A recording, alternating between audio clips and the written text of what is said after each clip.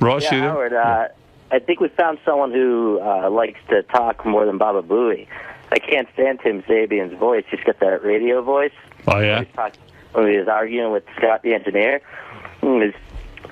Scott, listen, I'm not a people person, but I get things done. I solve problems. God, I wanted to shoot him. You guys haven't heard that argument, have you? No. I heard some of it on the wrap-up show. This guy, Tim, has a management voice. But Yeah, there's another side of Tim that's, like, really cool, you know. He's got the management mixed with the radio voice. It's just so annoying. But you could tell that Booey was in the background going, "Hey, Tim, can I talk now? I'm getting bored." All right, here we go. Here's Tim. I'll give it to you real fast. Here's Tim and Scott fighting, but we're up against the clock here, so... All right. And by the way, Tim Sabean's been eating apple strudel all morning. He doesn't have time for the cupcake. Right? So just so you know. All morning just attacking that apple strudel like he has no friends. That goes quick, and I figured it was some, like, animal gnawing at it like him. Yeah, it looked like an animal had gotten loose. That bear from Bubba's studio came over here. Looks like a goddamn coyote. Scott, whose shoulders does this fall on? Who's responsible for all this? There's a lot of, steps. Engineering is really responsible for hooking him up and making sure that... Right, but that's been done. All right, the topic is, why did Dee Snider's connection sound bad? Or Mike Walker. Mike Walker, right. Oh, Mike Walker's, okay. We'll get to hear that again today. So now we just want to make sure he sounds good every Thursday. Fine. And whose responsibility is that? That's my responsibility. And we've hadn't had any problems. Everything's been going smoothly up until now. But when the email went out that said, "Hey, I want to be out there, maybe I should check it out," did anybody say, "It sounds fine, it doesn't need to be checked"? Everybody said, "That would be great because it sounds really bad." I thought it would be great because I've heard Howard say from time to time that Mike couldn't hear himself or that maybe he didn't like the sound of it. So I actually emailed back the word, one word, great. I don't type well. Fine. So okay. We were overdriving it. The sound coming in was overdriven and was distorting, and we needed to make sure that it was right coming into the building. Once it's in the building, it's up to you. My fucking shoulder. Because you're the guy that controls it in the building. Isn't Scott funny? He just said, "I take full responsibility." And he goes, "Why is everyone throwing it on my shoulders?" All right.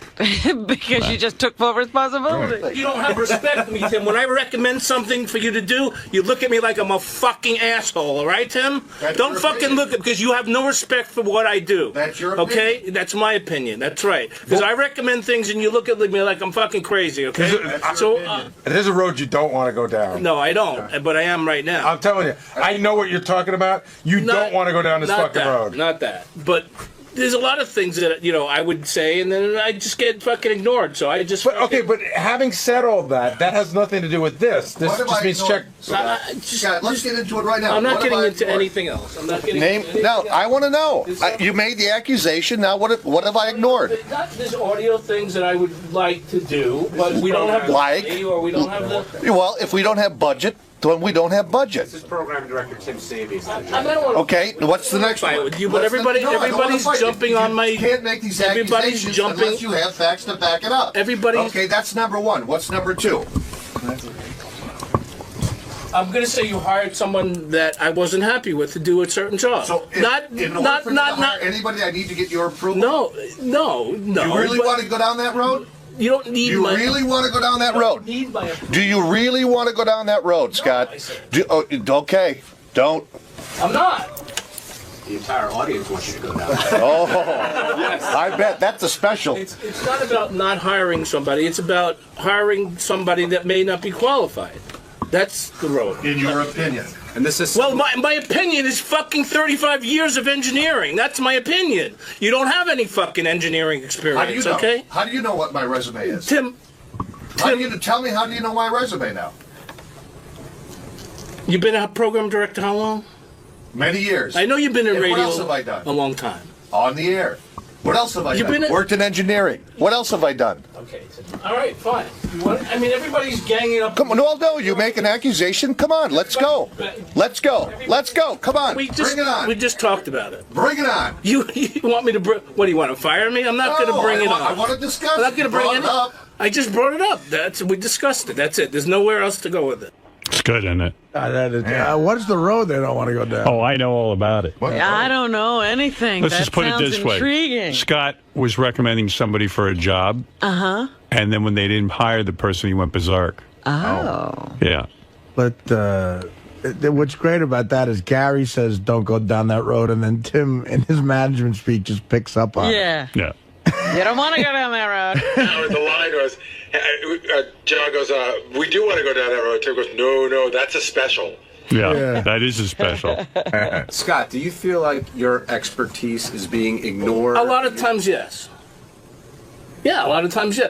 Things are done without consult. I can't give an example right now without give me an example. A lot of things are done without even talking to me. I don't have it in my head right now. Give me the example. I don't have it, I said. Well, take a week then and give them to me. It goes in my head and it goes out, all right? You don't want to fucking deal with me? Then fine. I don't catalog it in my head. I don't want to fight with him. But if you want to do it, you're the boss. If you want to do it that way, okay. I'm not going to fight with you about it. Just let it go. What has gone wrong as a result of the decisions that were made?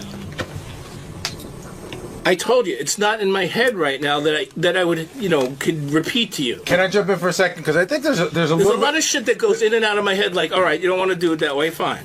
He's the world's worst arguer. Oh, yes. Scott, the engineer, like, well, okay, give us an example of what went wrong as a result of the person I hired. I don't know.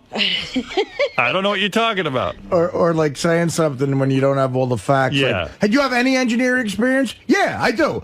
All right. Oh, well. Yeah.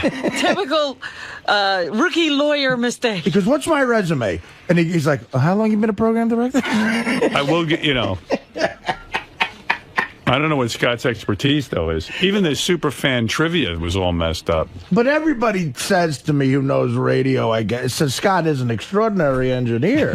I mean, that's what I've heard. I'll tell you what, he's a good bowling commentator. He's great on the Bowling Beauty show. When I argue, it's like taking a test. Yeah, you're the worst. You know how you freeze up? You're a bad arguer. I'm very bad. I know that. The one mistake, you went off the topic. The topic. And started something else, and that's when you had nothing to back it up. No. You got your ass in a jam. In a debate bracket, you'd be like the team playing Duke in the first round. You're angry with Tim because you had recommended someone for a job. That's what I heard. Pass. And that you recommended someone for a job, and he decided not to take that person, and now you feel all hurt and shit. Well, no, it goes a little further than that. Go ahead. It's just I don't want to get into it. I don't want to fight with him about it. And he did what he had to do, and that's I'll give you a legitimate bitch Scott has, and I'm serious about this. The only guy not to get an iPod, everyone got one. See, that's the whole subconscious thing. The iPod. That's why I'm really mad. I agree with you there. That's a little bit of a fuck you, but here, listen to this. We were at K-Rock where you definitely felt you didn't get the respect.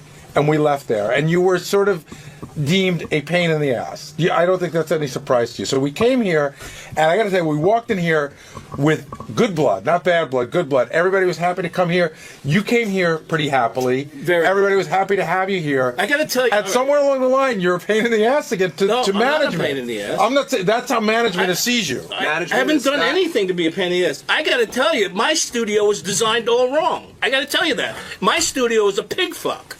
It was designed. They came to K-Rock, and I said, this is what I need. It wouldn't cost them any more money. It wasn't any different. They got me a wrong board, and you saw it. They had an add-a board. It's a pig fuck. There's two boards connected together. It's not the right equipment. But have I fucking been a pain in the ass about that? I worked with you every inch of the way. We've tried, but the equipment that I have worked together. The equipment, no. And we've gone to a couple of times to see if we could upgrade what I have in that studio. But they didn't get me the right equipment. We tried to get the right equipment, and it was shot down by the budget. So have I complained about it? Yes. Have you been able to do the job that you need to do on the equipment that you have? Yes, I've been able to do it, but not the way it should be done.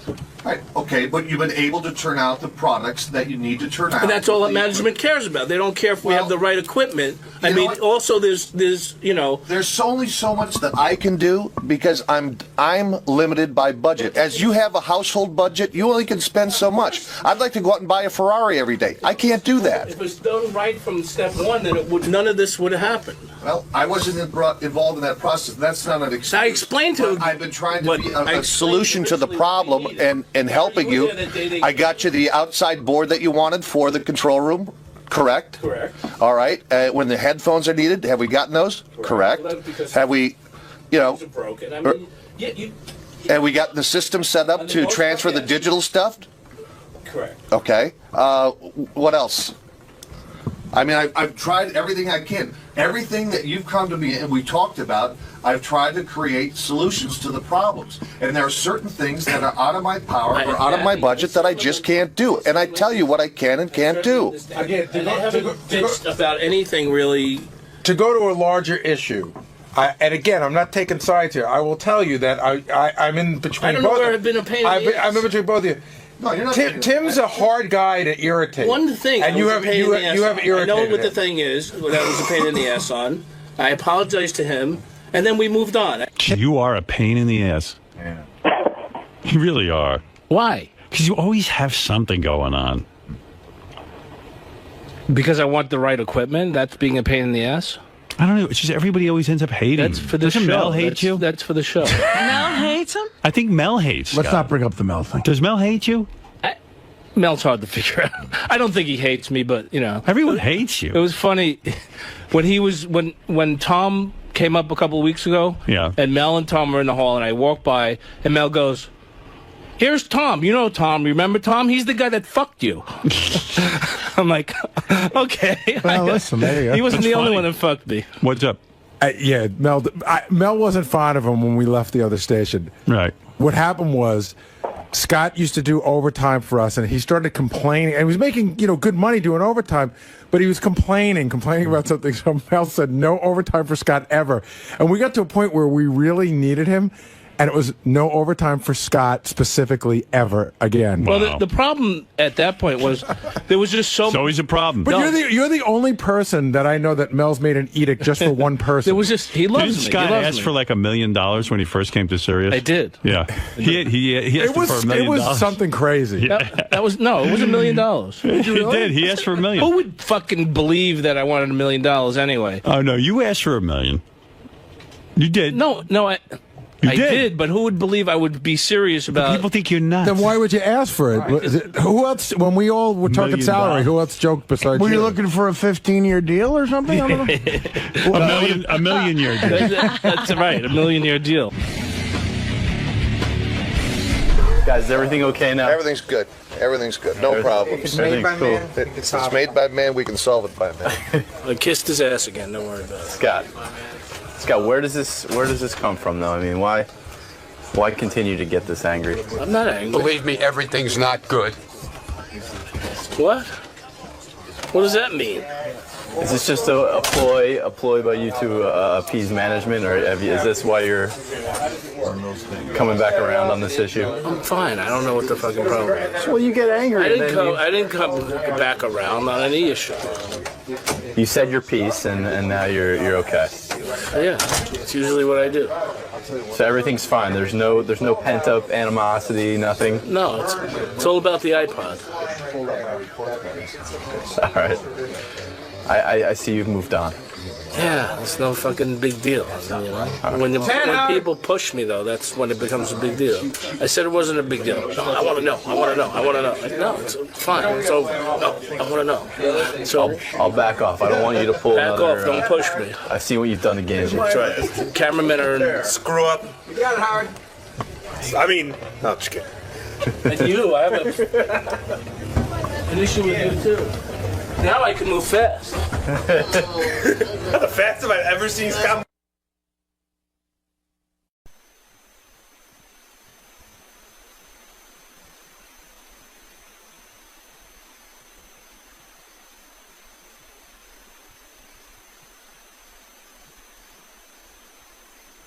We'll return next week with all new Sirius shows. So for now, enjoy this new episode. And then the governor of California will be calling us to, I don't even know what he wants to say, but he asked if he could come on. Arnold Schwarzenegger, governor of California. Lisa G. in a summer dress today. I Lisa, know, thank God it's 80 degrees. And what is going to happen now that it's 80 degrees? I mean, how Dresses, sandals. You're really I'm so happy. happy. Okay. Jogging in the park. Easy. Let's go. Let's. Wow. Somebody hose her down. I'm so happy it's warm. You love it. You love it. All Don't right. you? Come on. Oh, please. Are you kidding? I almost went outside yesterday. It was so warm. You know, everyone said to me, can you believe how warm it is here? How would I know? I'm locked up in a cage. Yeah, somebody asked me, and I was like, I really don't know what the air feels like. Really? Come on. Well, I actually went to dinner with 𝗦𝗵cie𝗄𝗿𝗱 last night, who is my movie wife. She's doing well. She's doing a play in Manhattan. I must go see her. So we had dinner together. She's in Boeing, right? I don't know. Is that what she's in? Yes. Is it about... She plays a German woman. Yeah, I think it's a guy who dates 3 women or stewardesses at the same time. I believe that's the plot. She didn't tell me a thing about it, and I didn't ask. No, I don't ask. I don't want to know. You don't want to know what she's doing. I told her I hate plays. Oh, geez. She goes, well, you're going to come and support me on the opening, right? I go, what night is it? She goes, a Wednesday night. I go, I ain't going. I got to work the next day. She goes, it's 7 o'clock, for God's sake. I said, yeah, when's it over? Well, you could go to the red carpet is what she means. You don't have to necessarily. Oh, really? Can I sneak out? When's it over? Yeah, what time's it end? You know, I mean, you know, honestly, you know, that's American Idol night. It's a big night. Oh yeah, I forgot. I'm just kidding. You know what? I said to her, I said, honestly, I don't get plays. I really don't. I said, who goes to them? Who sits at them? Who, like, is so anxious to get tickets to them?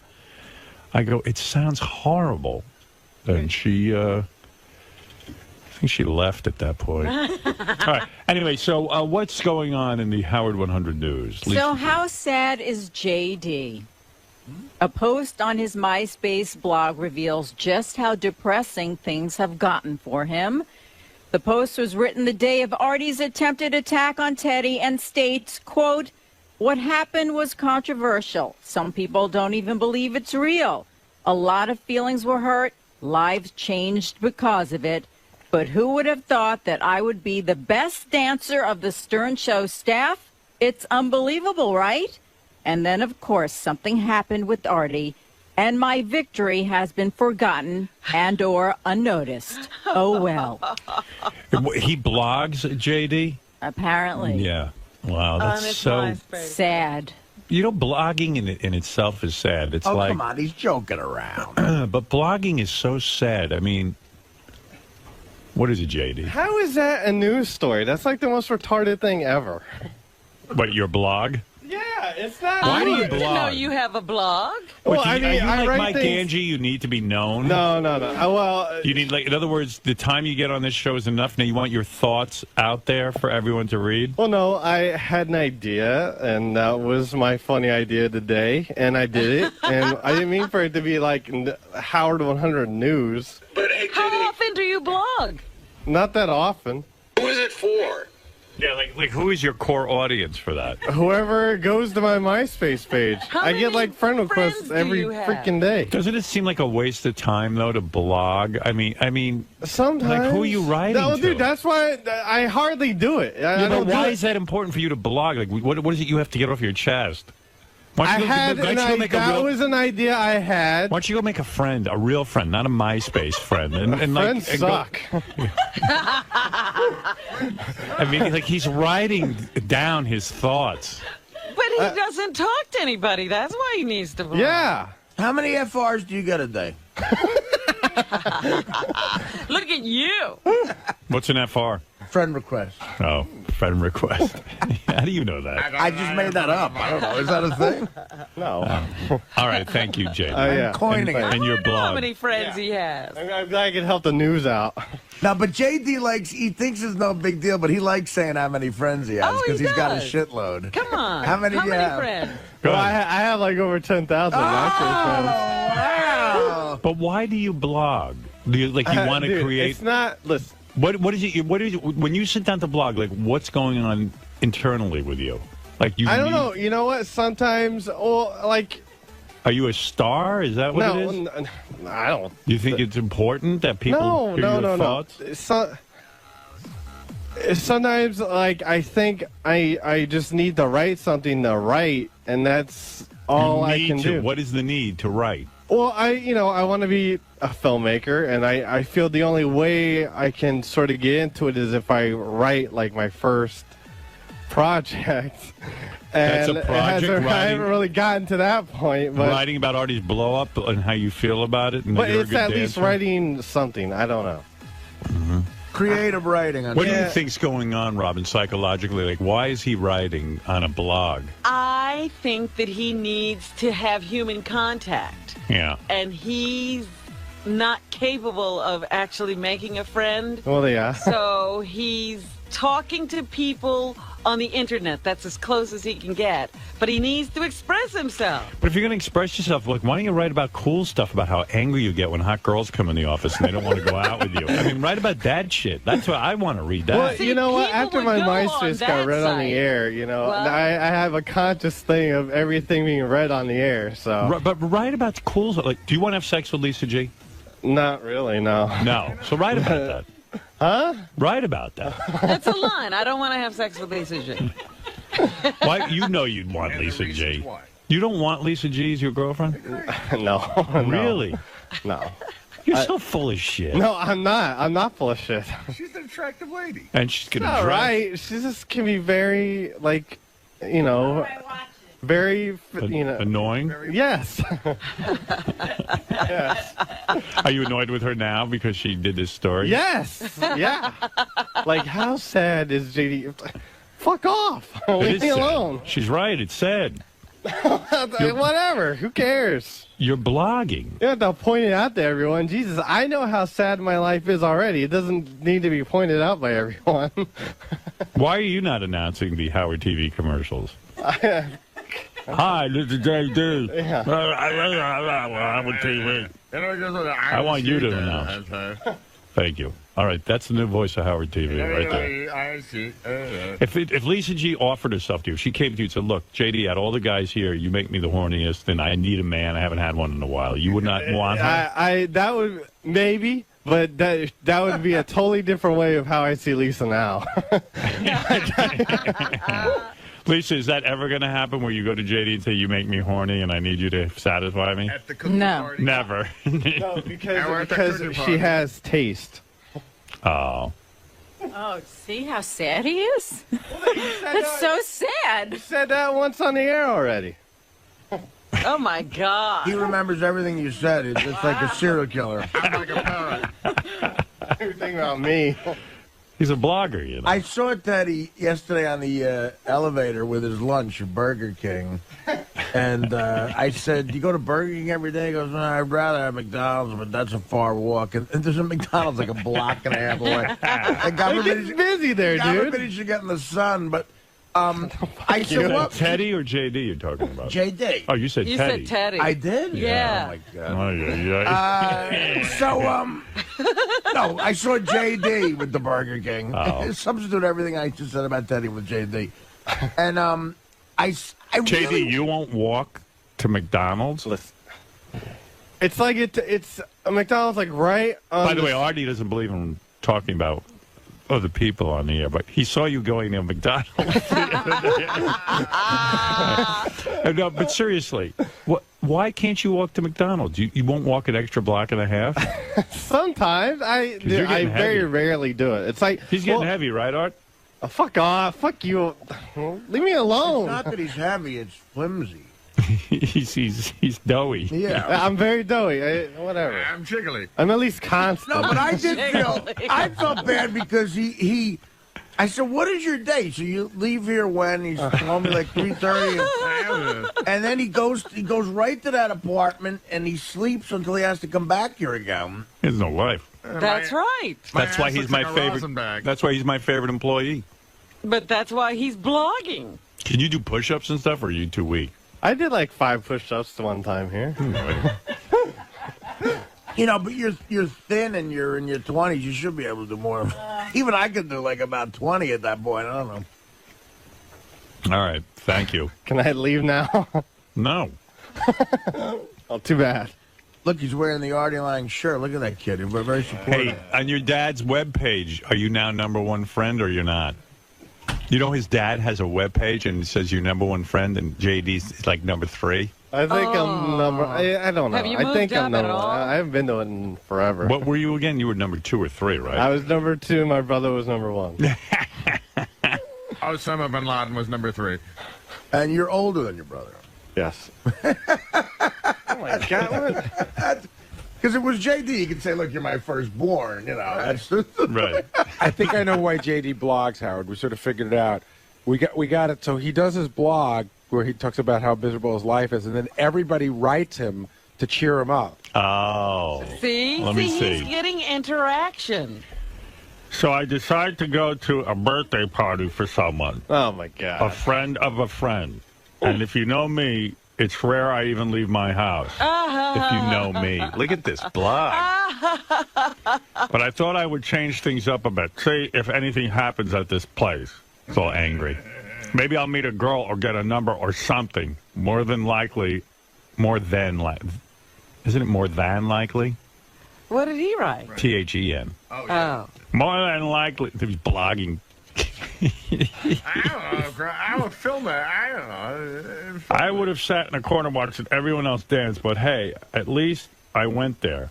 So I go to the China Club. Oh, this is where they didn't let you in? Oh, they didn't let him in.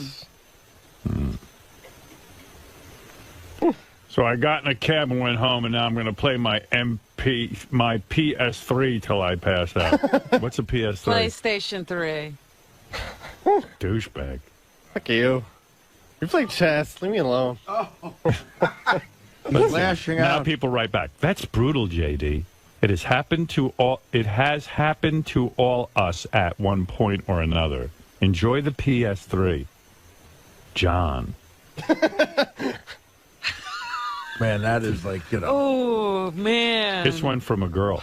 Sucks you had to pay for a cab for nothing. Next time, bring me. The tits will get you in. Why don't you call this broad? Yeah, What did about you that? call her? Probably Did you lives like in contact her? freaking It's probably what? Arizona or something. There's a chick who said she wants to come out with you. Heather Whiz. This guy goes, that sucks, but don't give up on the nightlife because of it. Rachel and Jake.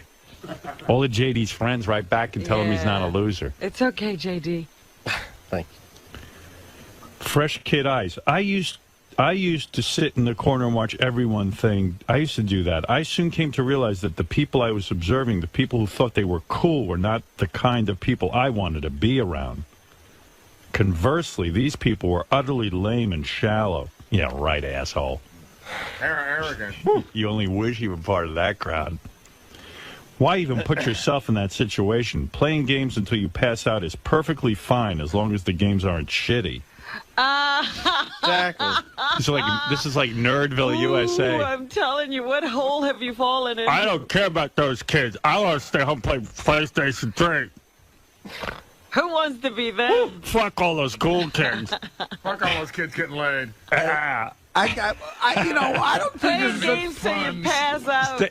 I like staying home, passing out with my PlayStation 3 and staring at the crack in the wall. Don't play shitty games, that's all. I don't think it's such a bad thing that he's writing this. I just don't see how this is going to get him to be a filmmaker. Yeah, his blog. I mean, you got to write a script. I know. But I've got to write something. You know, he hasn't sat down to write the script, and he just feels that, he wants to exercise his writing muscle, Artie. I'd publish a book, JD's blog.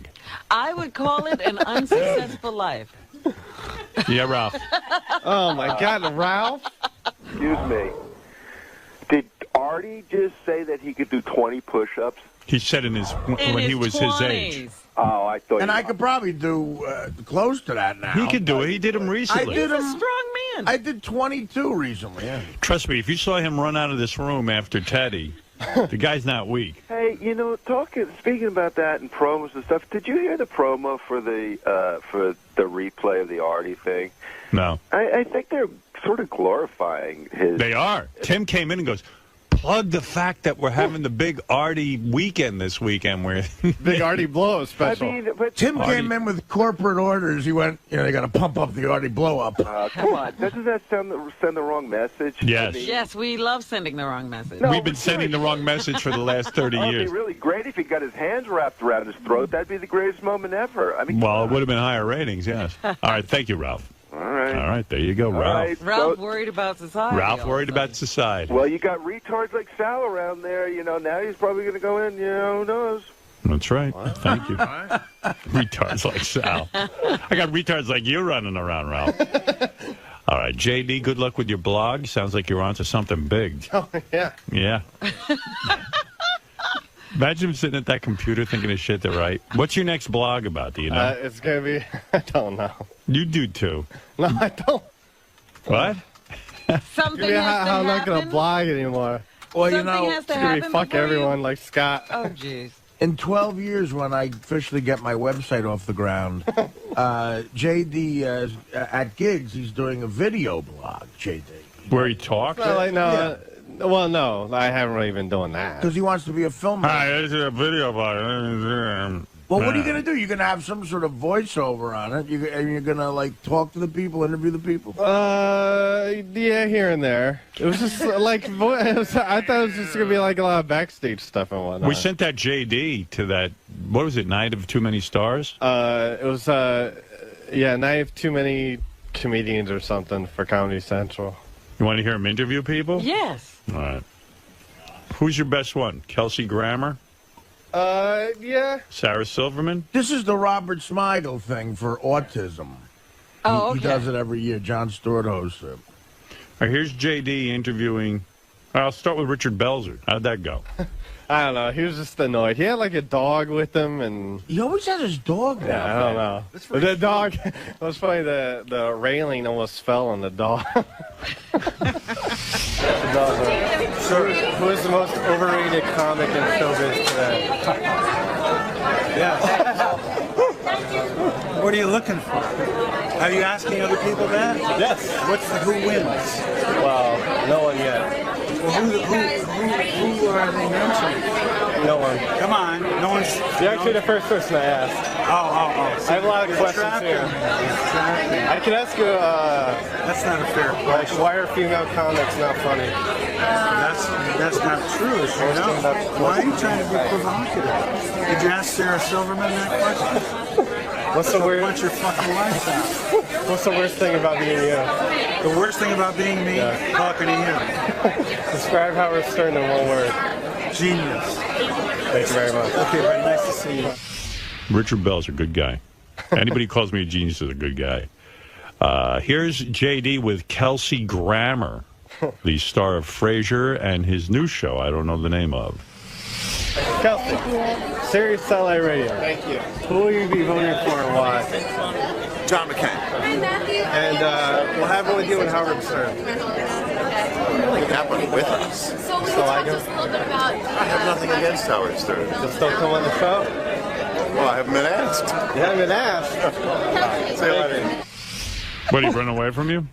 India. Are you Howard Stern? Haven't been asked. How'd it go with Sarah Silverman? You must be attracted to her. She's very cute, yes. Yeah, you want her, right? I don't know if I want her. What do you want? What do you want? Not you don't her, want not Lisa what G? you don't You don't want want Sarah anyone? Silverman? Yeah, well, like, I don't know. You want that chick Flo Rida brought in? Yes. Like her. Here is Ashley. JD and Sarah Silverman, the comedian. Sarah, Howard Stern. Oh, hey. What's up, Sarah? I don't even know where to start with this. Why, what's wrong?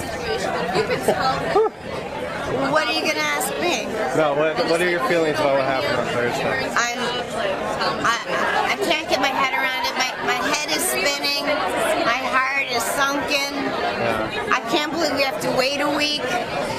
She's talking about, of course, the Artie incident. Artie's blow up. If he went to Amsterdam, then maybe everything's okay. I just hope he comes back. Yeah. If you could kill one celebrity in Hollywood, who would it be and why? Nobody. Fuck. You. Why me? I don't know, something about the hair, facial hair, and the teeth and the smile. It's Ellen DeGeneres funny. Come home, Artie. I love Ellen DeGeneres. I think she's really funny. Come home, Artie. We love you. This has got to come from inside you. I love you so much. Rate me on a scale from 1 to 10. Rate you on a scale from 1 to 10? Guys, did you get Jimmy in the band that wedding gift? I gotta move her on, guys. Your boy gotta move her on, guys. Thank you, Sam. She was saying she loves me, and you crowbar in a question about you. Yeah. It's my first time, Artie. I'm sorry. It's very unprofessional of me. Beth went to Jimmy Kimmel's show last night. She's in L.A. Uh-huh. And I said to her, like, well, why are you not coming home? Like she was, she had some business to do there. She wrapped it all up, and I said to her, I go, like, why are you hanging out today? Like she goes, well, my flight's first thing in the morning. I go, yeah, but like she was going to dinner with Jimmy and some other people, and going to Jimmy's show. Jimmy's show's a party in the back by the green room. They have a big bar. Oh, great! People go to. You know? I go, what are you? What are you? Party Central? I was like, who wants you in L.A.? I'm marrying you. That's what I'm talking about. I need service. Where were they go? Were they going out like a full night? Or Yeah, like, they were going out. I never heard from her again, so it must have been a good night. I hate that with a chick. I'm like, I hate not getting the update late because your mind starts to wonder. I'm like, come home and watch me play chess.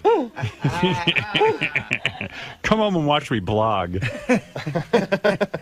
Let's see. Oh, Senator Robert. He's not a senator. Who? It's Robert F. Kennedy Jr. He's not a senator. Oh, whatever he is. I don't know. Yeah, Richard put that in. I think Richard thinks he's a senator. I think I told Richard His that. father was a senator. Right. He's something. No, he's Robert Kennedy Jr. Okay. He's not anything. Dude, I don't know. He's an You don't know that he's not a senator? I at least know his name. I don't know his like professional status. Fucking retards all working here. Sorry. I just have one quick question. Do you support the merger between XM and Sirius Satellite Radio?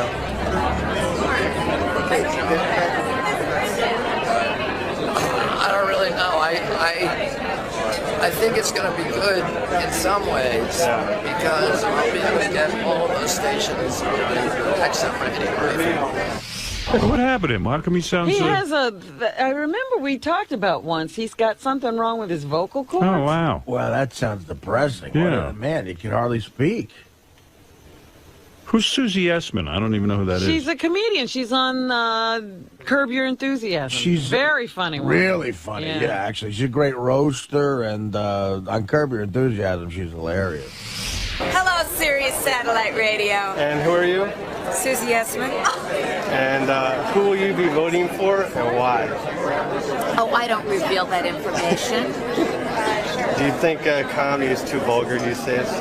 What the fuck kind of question is that, asshole?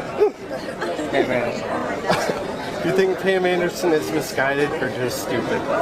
Do I think she's misguided or just stupid? I don't know her personally, but the fact that she's visiting the president right now, as we speak, I believe, makes me believe that they're on a very similar level. Is that true that she was visiting the president? Visiting President Bush? I read in the paper today that she was invited to the White House correspondence thing at the Hilton. Oh, really? They were, asking celebrities to go. She's one of them. I'd invite her, too. Yeah, why not? Well, I can. She's 40 now, though. So. Why is Richard Simmons having such a hard time finding the right woman? Because he's gay. What kind of stupid fucking question is that? Are you a fan of Howard Stern?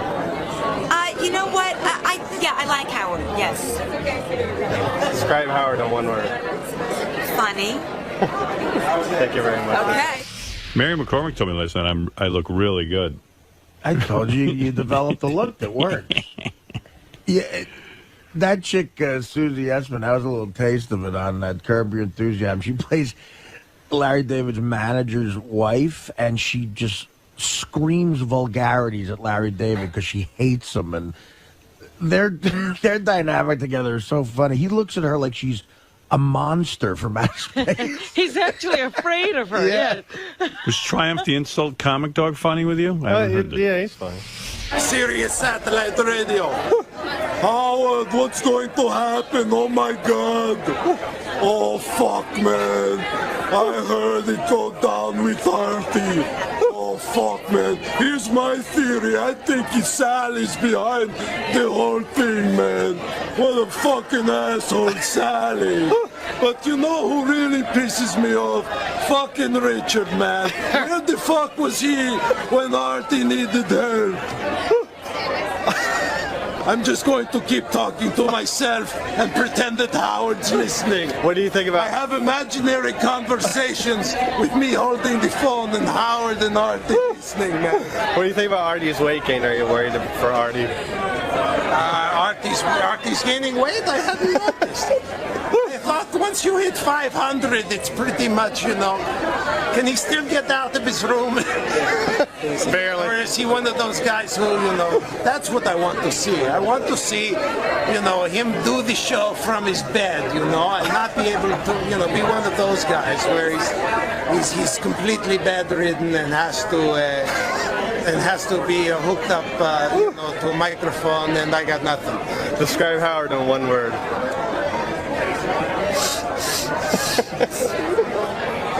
Youch! If you could kill one celebrity in Hollywood, who would it be and why? It would be, if I could kill one celebrity? Yes. Well, it depends on what you consider a celebrity. See, on Howard's show, it's basically any fucking idiot who walks off the street is a celebrity. So, you know, you have to give me a realistic... Like A-list, you know, movie A-list, okay, so now we're not talking about Richard or Sal. No, we're more like in the Baba Booey category. Not even that, higher than that. No? John Hine? Higher than John Hine? Is it possible? I don't listen to anything but Howard radio anymore. So, you know, because I wanted to lose all sense of reality. As you know, I just sit in my car 24 hours a day, listen to Howard, listen to the round table. The round table guys, those are the celebrities I want to be. Like Mutt? Yeah, like Mutt. Mutt, yes, because we're both dogs. He's a Mutt. All right, thank you. Thank you. Yeah, no, it is time to wrap it up. That went well, I think. Mutt. Great. Can hardly get out of his room. All right, thank you, JD. And yeah, good luck with like your blog. Big day today, Celebrity Superfan Contest. Any predictions? Who's the most knowledgeable out of all three of you, do you think? I think we'll find out. I don't Yeah, that's the point of today. That's the whole idea of the contest, you asshole. No, I don't think this is the Russians versus the Americans in the miracle hockey Olympic game. No, it certainly is. There's no hockey at all. But no one's feeling overly confident today? No one's, no early predictions? No early predictions. I think we're all winners because we're here. And you guys are playing for charity today? Yes. Oh, yeah, right. Who's everyone playing for? I'm playing for the Serpentine Project, which is my charity, foster kids. Okay. I'm playing for Reading is Fundamental. So I should have kissed ass and played for the North Shore Animal League. But, yeah, that would have been a good one. Yeah, I probably would have gotten an easy question. Right. But no, I'm playing for my charity, Pets Over People, where we actually redirect funds that would be marked for homeless people and given to pets.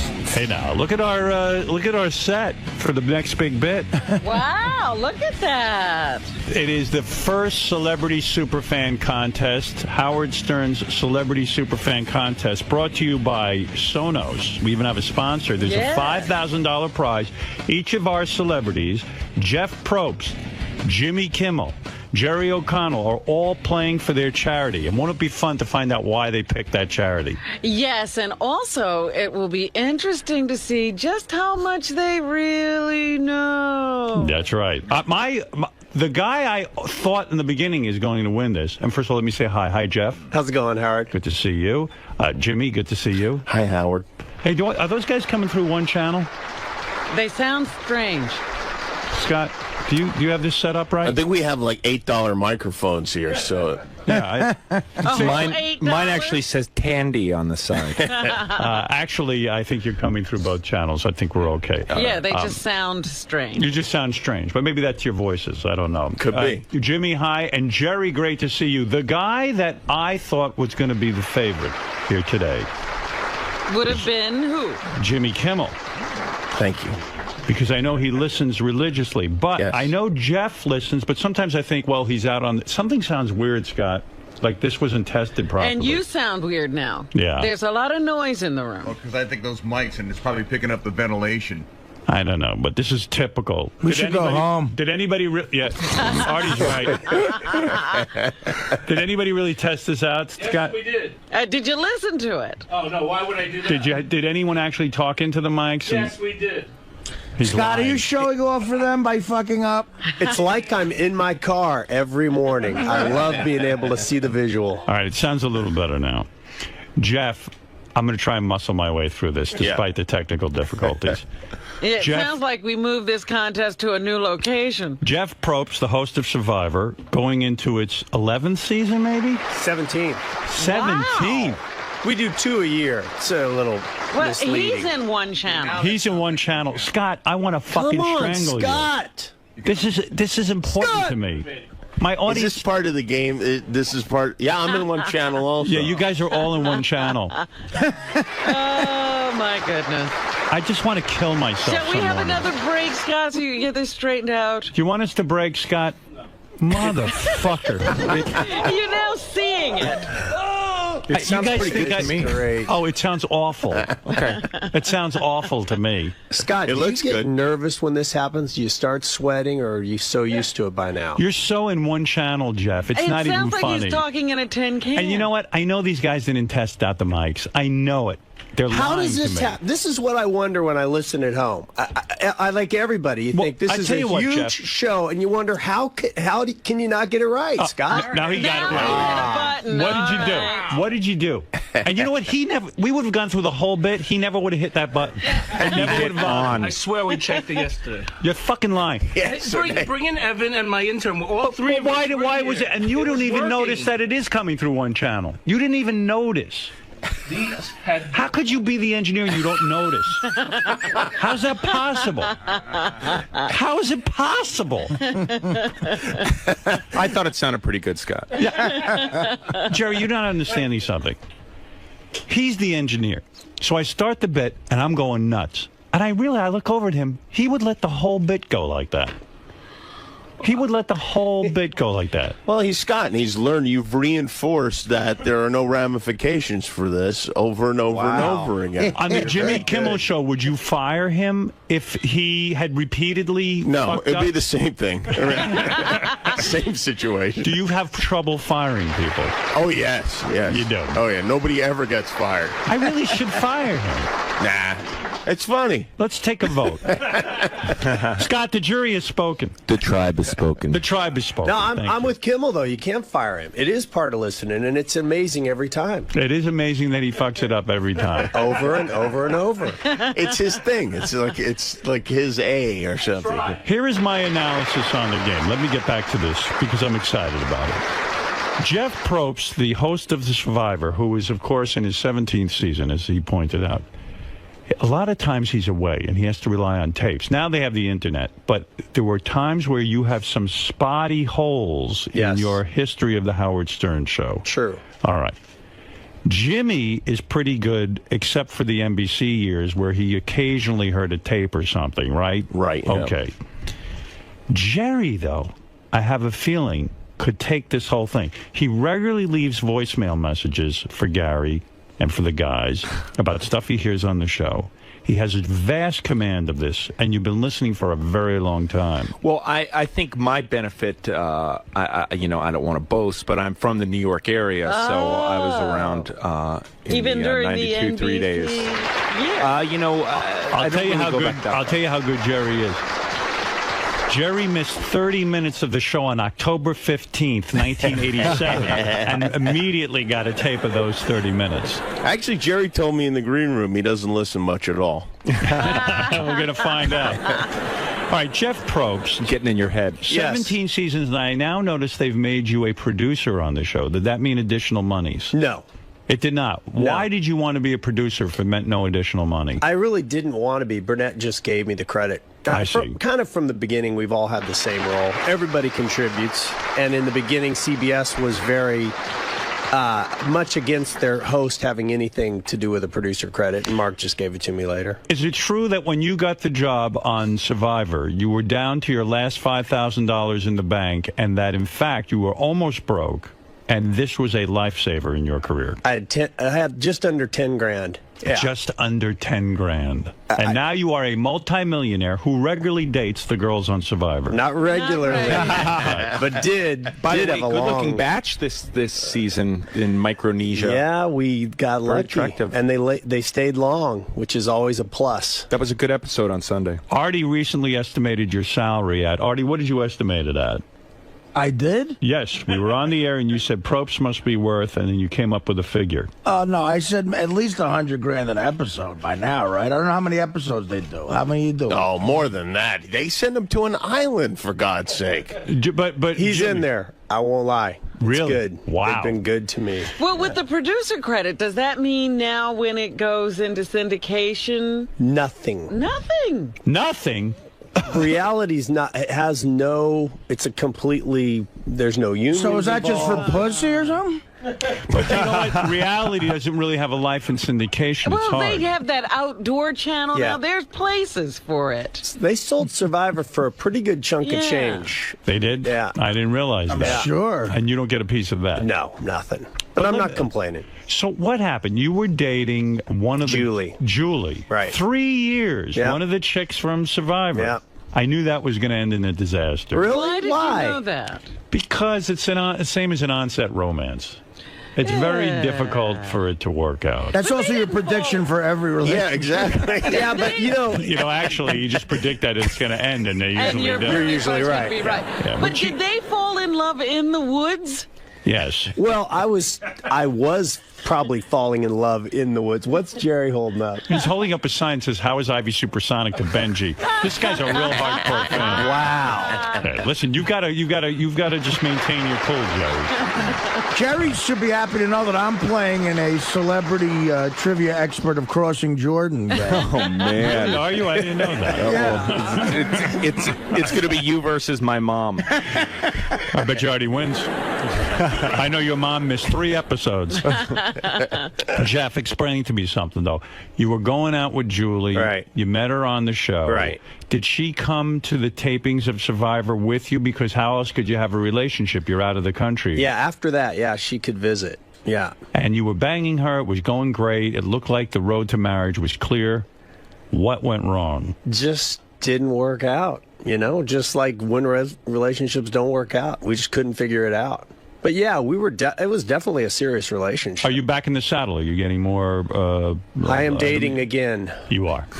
Will you ever date another contestant? Probably not. I say he will. Nah, well, bet on it. I don't know. You know, you're right.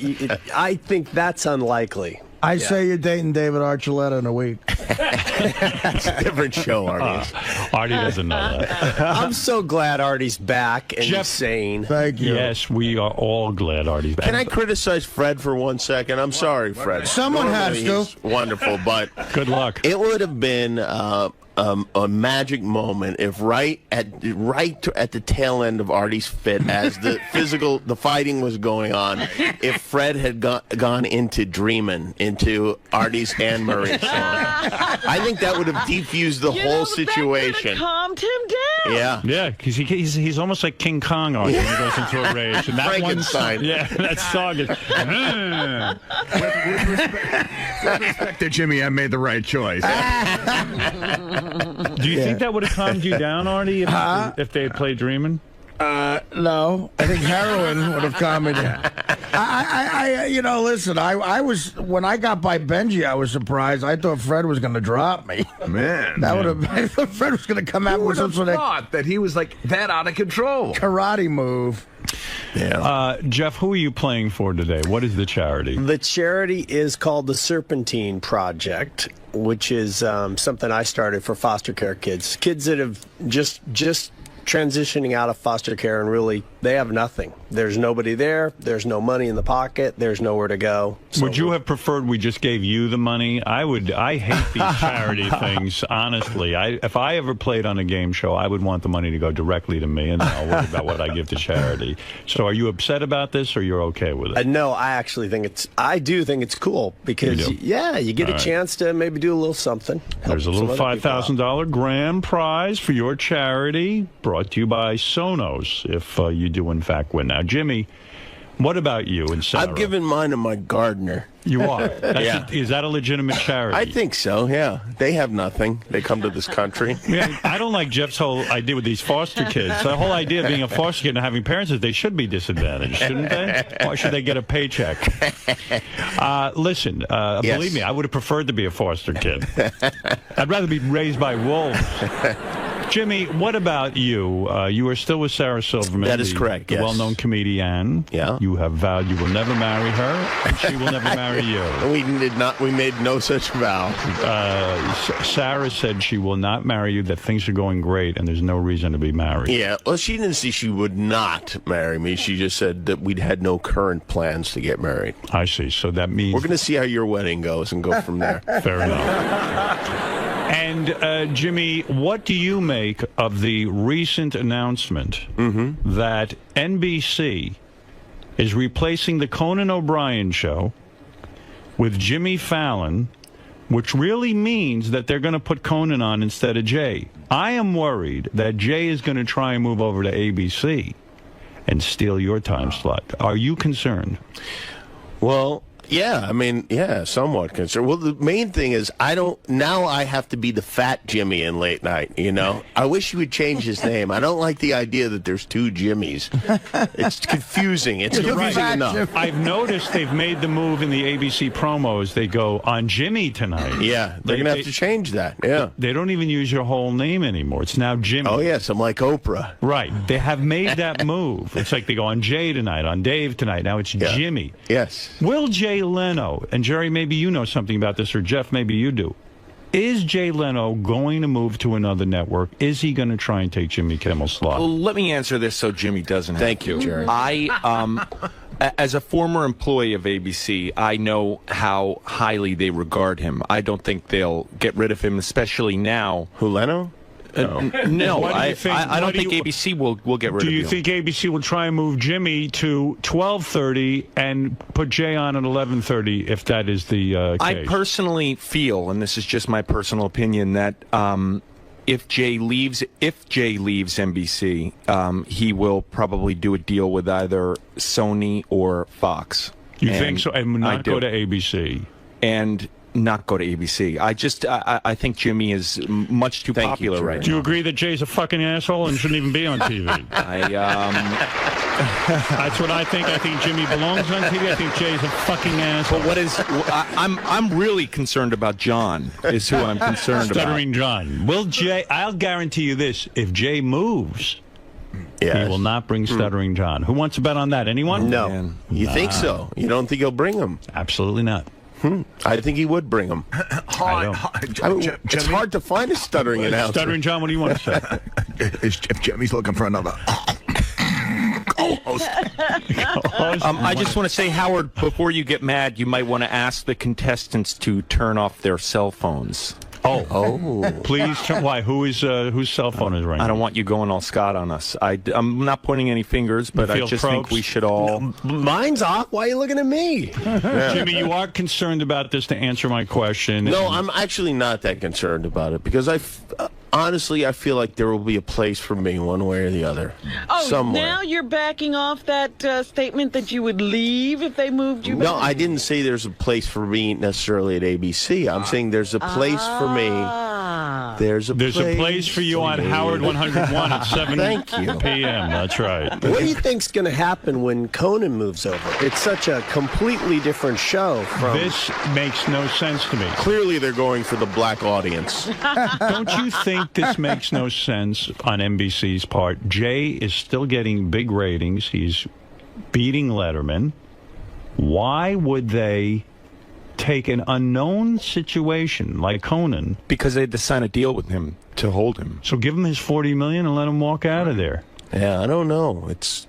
I think they figured Jay would be weaker at this point in the contract. You know, right? I think they figured out he'll be ready. He'll be ready to retire, but he's never going to retire. Will NBC go ahead with this and actually go through with this whole transition? Well, if they don't, I mean, it's going to be embarrassing after announcing Jimmy Fallon, and unless they're planning to add another hour to late night or something. I don't know. This is very, very, very intriguing to me. I don't know why. It's almost like Survivor for late night. Yeah. Jerry O'Connell, you come to us. I wonder if Jeff will have sex with one of us. Jimmy, what charity are you playing for? I am playing for Autism Speaks. Autism Speaks. Yes. But I thought autistics don't speak. It's ironically titled, yes. Yeah, that is an ironic title. Autism Speaks. Maybe that's a hope they have. And by the way, while I'm still on Jimmy, Eric the Midget's on the phone. He says he hates Jimmy Kimmel. Oh, yeah, I know. This is a shame because the person I love most in the world hates me. That's a new achievement for you, Jimmy. Eric, quickly, and I do mean quickly, why do you hate our super fan contestant Jimmy Kimmel? Because of the call that one morning after I visited his studio.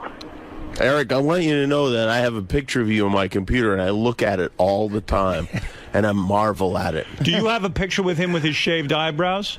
Now, his eyebrows look normal in the picture. Yeah, it was a little while ago. Is this a pre-mustache or post-mustache? This is pre-mustache. Pre-mustache. Yes, I believe that he took one of the eyebrows and put it over his lip. They didn't actually shave them, rearrange his face. I love that I'm getting to see Eric for the first time. There is Eric right there, Jeff. Can I just say something to Eric? Jerry O'Connell. I think he is. I think he's balking at doing this Colin Quinn film. Yes.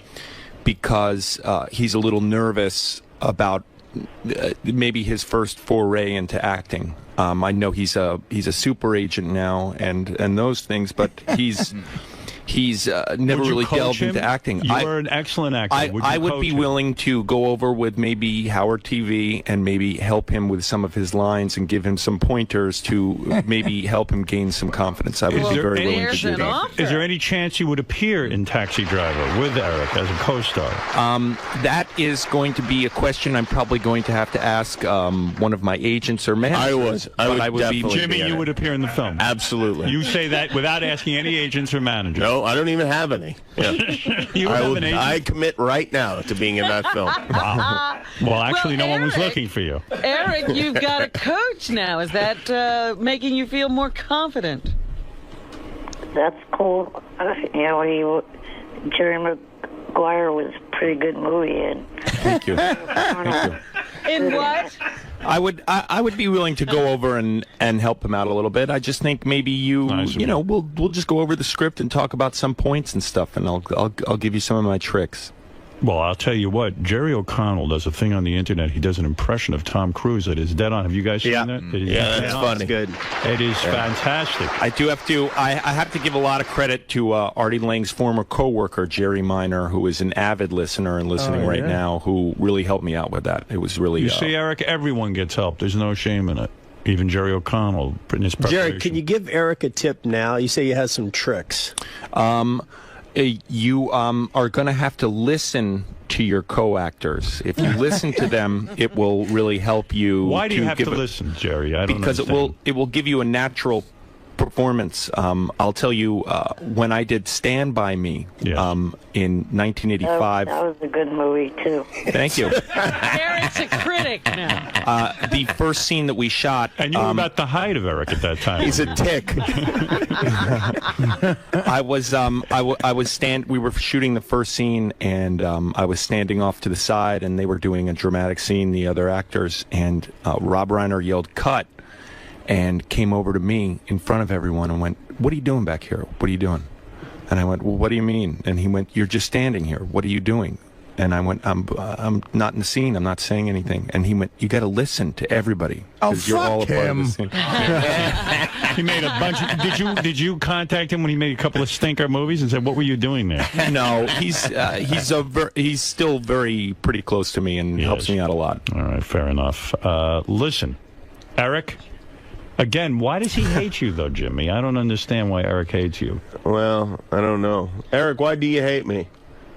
Because you severely made fun of me that morning after I appeared at your studio. How does that make me different from every other person you meet? He hates them too. Eric, they make fun of everybody on the show. I mean, it's when that's the deal when you sign on. You got to know the rules, man. Kimmel is actually not really a part of that show, technically. Oh. It's a good point. He makes a point. He makes a real good point. All right, Eric, thank you. That is Eric the Midget. Everyone thrilled to be speaking to him. And Jimmy, I see you're captivated by him. I am. I love him. I swear to God. It really breaks my heart that he doesn't like me. But what are you going to do? Jerry, everyone is curious about your relationship right now. There is a rumor that you are currently involved in the biggest project of your life, impregnating Rebecca Romaine. Wow. What's he doing here? Yeah, exactly. Why are you not home impregnating her? Because in all honesty, dropping loads. Why am I not at home dropping loads? Are you trying to get her pregnant? I love you, pussy. Why? I love you, pussy. Love that clip. I actually say that to my wife. I love you, pussy. What is going on in that relationship right now? Right now, I love a pussy. Is she not ovulating today? Is that why you are here? That's when you have the temperature wasn't right. No, I mean we eventually want to have kids. You're banging her without a rubber presently. Unlike you, Howard, a lot of people in relationships after they're tested don't use prophylactics, and I might suggest it feels totally different. You should try it. But if you're afraid, deathly afraid of pregnancy, you do what you have to do. Well, in all honesty, Howard, I'm going to tell you, if you were to procreate with Beth, that would be an extremely attractive child, and you might want to jump on that pretty quick. I'm just saying before things maybe... I'd like to see a blonde version of you as a good athlete. That'd be amazing. But, all right, so you're not revealing what plans you have in your marriage. We definitely want to have kids, but, which is an exciting time, but, nothing yet. You said in a cruel joke that the fellow workers on your last series used to call you Stamos. Yes. Didn't you take offense at that? I didn't take offense to it. You did not care? I did not care. But it's probably better that we don't joke about that stuff because... Why? Just because it's probably better. Really? Rebecca was offended, I bet. I thought it was very funny. I thought it was funny.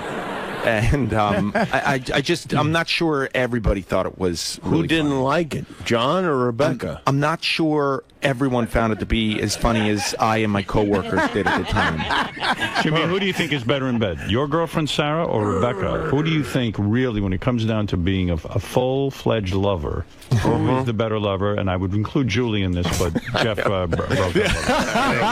I'll go with Sarah just because I haven't had sex with Rebecca.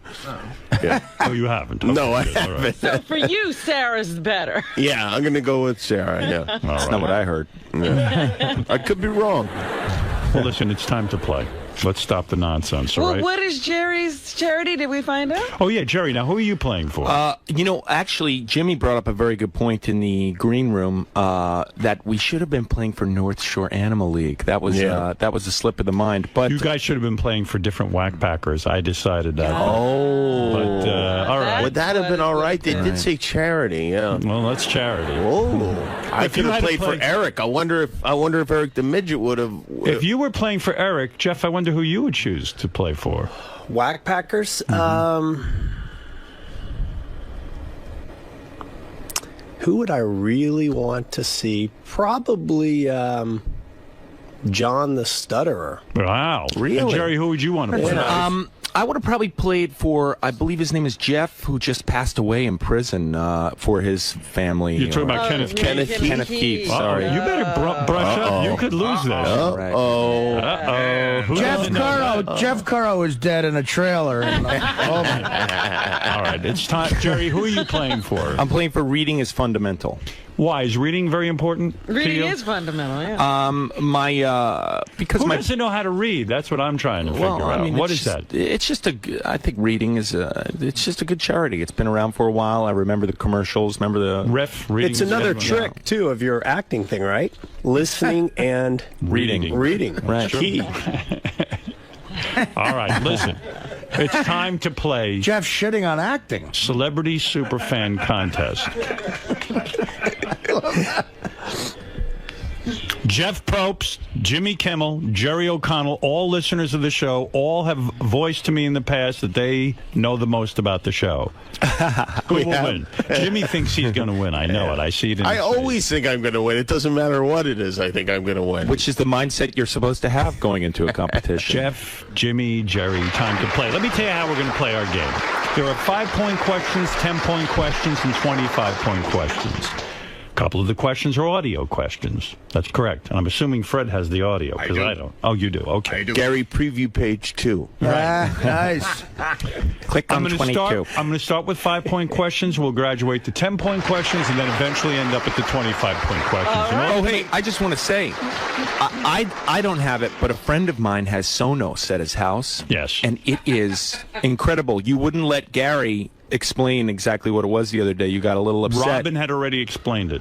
But you know, you can. It's music on demand. You can type in Don Henley and boom, like all of his songs come up and you can play them. It's incredible. Yeah, but why would you do that? Because, well, I mean, you can type in anything. You can type in. You don't want to hear Don Henley? He's all right, whatever. By the way, Jerry right now is winning because he's even doing commercials, and he immediately gets extra points That's right, for that. and it's for the sponsor. All right. Are we ready to play? Yes. Yes. Boys, let me tell you the rules. It's very simple. You have cards in front of you with pens. I'll ask the question. Simply write your answer down as quickly as you possibly can, and then I will ask you to hold up your answer. And please try not to cheat. And if you cheat, you are disqualified. What is that? Oh, you drew a big cock and balls, Jimmy. Yes. That's not part I of like to get warmed up.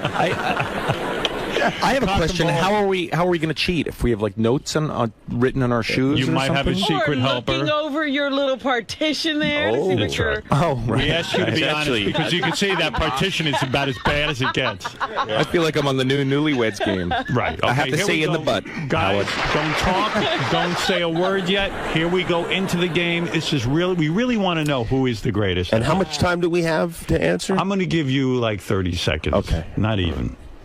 Sometimes I might just randomly say your time is up. Your time. Okay. I don't really have a clock. Right. All right, here we go. Your first 5-point question. When we came to Sirius, who became the announcer on the Howard Stern Show? Write it down quickly. When we came to Sirius, who became the announcer, the official announcer on the Howard Stern Show? Everyone is writing. You can hear the pens going. Yes. And this is for the first 5-point question. All right, Is first I'm going to everybody go to ready? Jeff Probst. Jeff, hold up your sign and tell us what you have. George Takei. That is correct. That is 5 points on the board. Jimmy, write it down and let's see. George Takei. George Takei. It is Takei. Takei. And Jerry, what does that say? John Hine. I'm Boom. incorrect. John Hine. Jerry! Jerry, how did you get that wrong? I didn't understand the announcer. Motherfucker, I can't believe this. He's actually, in my defense, George Takei is not a permanent cast member here. I get it. Were you fucking Rebecca when that was announced? trying to impregnate her. That was How the is day. she, by the way? She's great. I miss looking at her. She sends her love to you and Beth. Thank you. All right, your second question, and don't embarrass your wife by getting this wrong. Name 3 whackpackers who have died. Name 3 whackpackers who have died. 3. This is a 5-point question. This should be easy for any true fan. That is not so easy. Think back on the history of the show and name 3 whackpackers who have died. Now, the show's been on the air for 30 years or something Somebody like that. must have died. Somebody must have died in that time. Name 3 whackpackers who have died for your 5 points. Who would it be? Everybody's writing. Jimmy has his hand on his forehead. Jeff Probst having a hard time with number 3. I see 2 written down. Jimmy's surprisingly thinking. Is he stumped? Jerry O'Connell writing, but Writing long. I think he's writing a book. Yeah, he's got an essay going over there. I think he's writing his next script. Oh, everybody's struggling with this. This is good. Wow. Okay. All right. I mean, time has to be up at some point. I would think so. Jerry, put down your pen for Christ's sake. It looks like you've missed another one. I hope you got it right. Okay, let's go to Jerry O'Connell first. Jerry, give us 3 people who died. They're Wack Packers. Go ahead. Sadly, all I have is Kenneth Keith, who we were just talking about, right, and John Melendez. John Melendez in his sense. Jeez. All right, that is wrong. You have no points on the board. Jimmy, you're sitting with 5 points. Go ahead. Let's see what you got. I have Kenneth Keith Kallenbach, Hank the Angry Dwarf, and Scott the Engineer. Oh, he's alive? Hank is correct. Kenneth Keith is correct. Scott the Engineer is barely alive.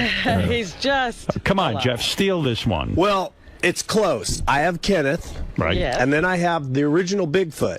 Right? Right. That's correct. Oh. But I wrote Gary the Drunk, and I meant the guy who we heard die, who was always on the phone. I realize I wrote the wrong name. I can't accept I Gary the understand Drunk. that. Oh, so nobody gets the points there. Who's Gary the Drunk? Well, I couldn't think of Hank. I was thinking Gary the Retard, and I was thinking of the guy you said. Hank. Oh, yeah. Everyone forgot Cleft Palate.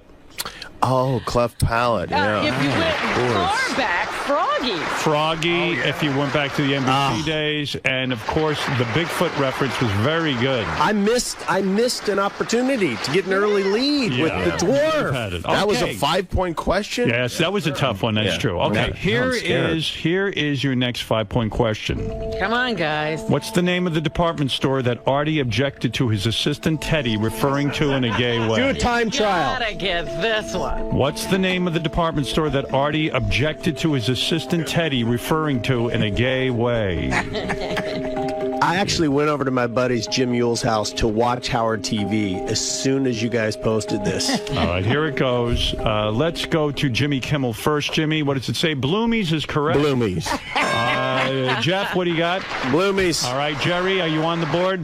Bloomies it is. The answer is Bloomingdale's. Bloomies or Bloomingdale's, whatever. Well, I was actually afraid of incorrectly spelling it, so I just went You with guys Bloomies. writing it sent Artie in a rage. Look at him. I agree with you on that. That is outrageous. Oh, that's ridiculous. Bloomies. All right, quickly, let's move through this one. Here is a first audio clip. What excitable woman said this? Fuck that fucking hell! Who is that? Write down the name, please, for 5 points. Our score is very interesting. Jeff Probst at 10. Jimmy Kimmel at 10. Jerry O'Connell at 5. Very close contest. Everybody's on the board. All right, I see writing going on. Jimmy having some trouble. Time is up, Jimmy. I'm going to ask you to put your pen down and your foot up. Yeah. All right, Jimmy, what do you have on your card? Go ahead first. God, I don't know why her name has escaped my brain. Wow, that is a blank. I know, she's, yeah. Jeff Probst? Oh, the black woman who always yells at Robin. That is not a name. That is not Jerry O'Connell. What do you have, Jerry? Crazy Alice. Crazy Alice is 5 points. I thought it was the Tied last the one. score, Jerry. I'm going to kill myself over that one. Wow. All right, Jimmy Kimmel. Artie, please. Artie, Jay come Howard. back, Artie. Artie, please, Artie. Jimmy By the way, Kimmel- that's not Fred playing it. That's Jerry O'Connell saying it. Artie, please. I'm so worried about Jimmy Kimmel claims he's an Eric the Midget fan. Maybe this is going to give it a little advantage to him. Here we go. Complete this. I'm his acting coach, though. Complete this Eric the Midget sign-off. Buy for blank. Buy for blank. Well, how easy do you want to get? Well, it's a 5-point question. Let's see. Maybe someone... Buy for... Up. Blank. Jimmy, buy for blank. What is the blank? Fill in the blank. Buy for blank. Well, maybe it's not so easy. Maybe it's not. Jimmy's struggling. Can you spell the word buy, please? B-Y-E. Oh, okay. Oh, no. Let's that go to gave it Jeff Probst first. What do you got, Jeff? Now is the correct answer. Bye for now. Jimmy's got now. And what do you got, Jerry? You know, I got the 𝗛𝘗𝗿𝗍 Social Club. I'm embarrassed. JFSC. Bye for JFSC. I mean, oh, Jerry, falling behind again just when you tied things up. Bye for now, Jimmy. I'm surprised you had to think about that. I'm like, well, I was thinking like BUI and the number 4, and it was confusing me. All right, 15, 15, and 10. We go Jeff Probst with 15, Jimmy with 15, and Jerry with 10. All right, last of the 5-point questions. What type of hands did Robin say her father had? What type of hands did Robin say her father had? It's been documented in literature. Robin. It's in Artie, I'm going to song, ask for your it's in impression in a minute. everything, yeah. What type of hands did Robin say her father had? Let's go to Jerry O'Connell first. Pens down, boys. What kind of hands, Jerry? Curious. Wrong, Jerry. Wait a minute. What do you got there, Jimmy? Ham. Ham hands. Total guess. Soft hands. Jimmy, the only one who says ham hands, you got it right. And here's Artie. Artie, go ahead. Robin, it's your dad. When you was in the shower, your butt cheeks was warm. I'm going to tell everyone why I've got ham hands. My arms smell like ham. And why she likes big dicks up her tight, juicy asshole. Jeff and Jerry. This is not fair, really, because I actually wrote my master's thesis on Robin's childhood rape. Can I tell you something? That is one of my favorite things. First of all, he says his hands smell like ham. Robin wrote her father's fingers were the size of ham. No, I said he had ham hands. Right. But he, of course, said he has now the smell of ham on his head. All right, you know what I'm going to do? I'm going to give you one more 5-point question. The score is Jimmy Kimmel in the lead with 20. Jeff Probst 15, Jerry O'Connell with 10. All right, come on, Jerry. I'll give you one more 5 until we get to the 10s. I'm like Seabiscuit. I come from behind. Here's audio clip. Which sexy woman said this? Oh my God, I'm fingering my cunt. All right, who is that sexy woman? That is a very sexy phrase. Play it again for the boys so they can hear it. Here we go. Oh my God, I'm fingering my cunt. All right, Jerry O'Connell, what have you written down? Go to someone else. I have to think about this. No, you can't. You can't think about it. Yeah, because then they'll give you the answer. Do you have the answer, Jerry? Go to someone else. Jerry, you're cheating. I mean, I'm just... All right, that's a no. Jimmy Kimmel, what do you have? Blue Iris. Blue Iris is correct. And what do you have, Jeff Probst? Blue Iris. That is correct. All right. Jerry, you're falling horribly behind. I know. Robin, it is time for a 10-point question. All right, now this is up in the ante. Yeah. These should be much more difficult. All right, here we go. This is much more difficult. What school did Artie Lange attend after he got in trouble with the law? The judge sentenced him to school. Oh. And Artie had to go to school. This is a 10-pointer, and you can only imagine what the school. That's right. Artie, as you know, was arrested. He was sentenced, and as part of his probation, had to attend go to school. What school did Artie attend? Wow, this is going to be tough. That's a tough 10-pointer. Everybody's struggling with I know it.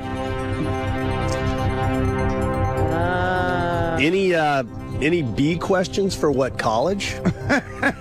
College. This is the question. Okay, I'm Jeff. You were a game show throwing host. out. You know. I know. You know. Come on. Stevens Institute. All right, Jerry, I'm going to go to you first because you are the lowest man on the totem pole right now. What is the name of the college or school?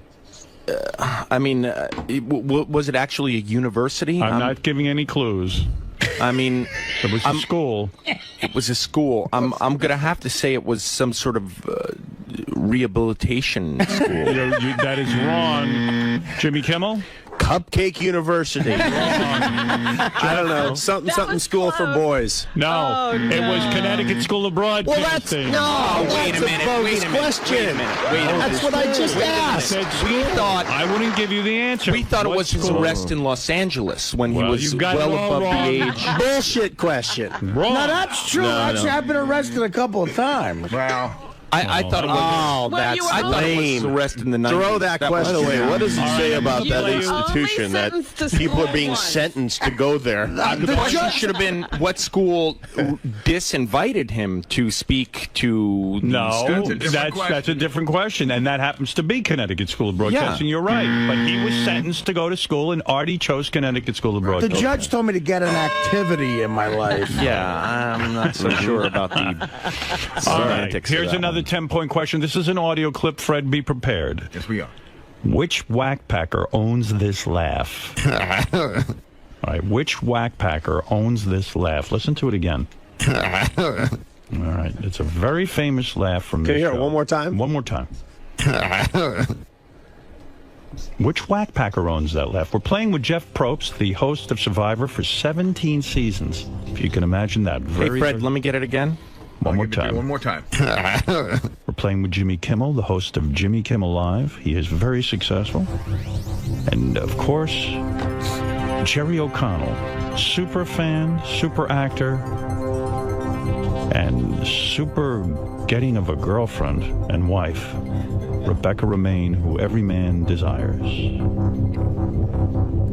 Jerry O'Connell.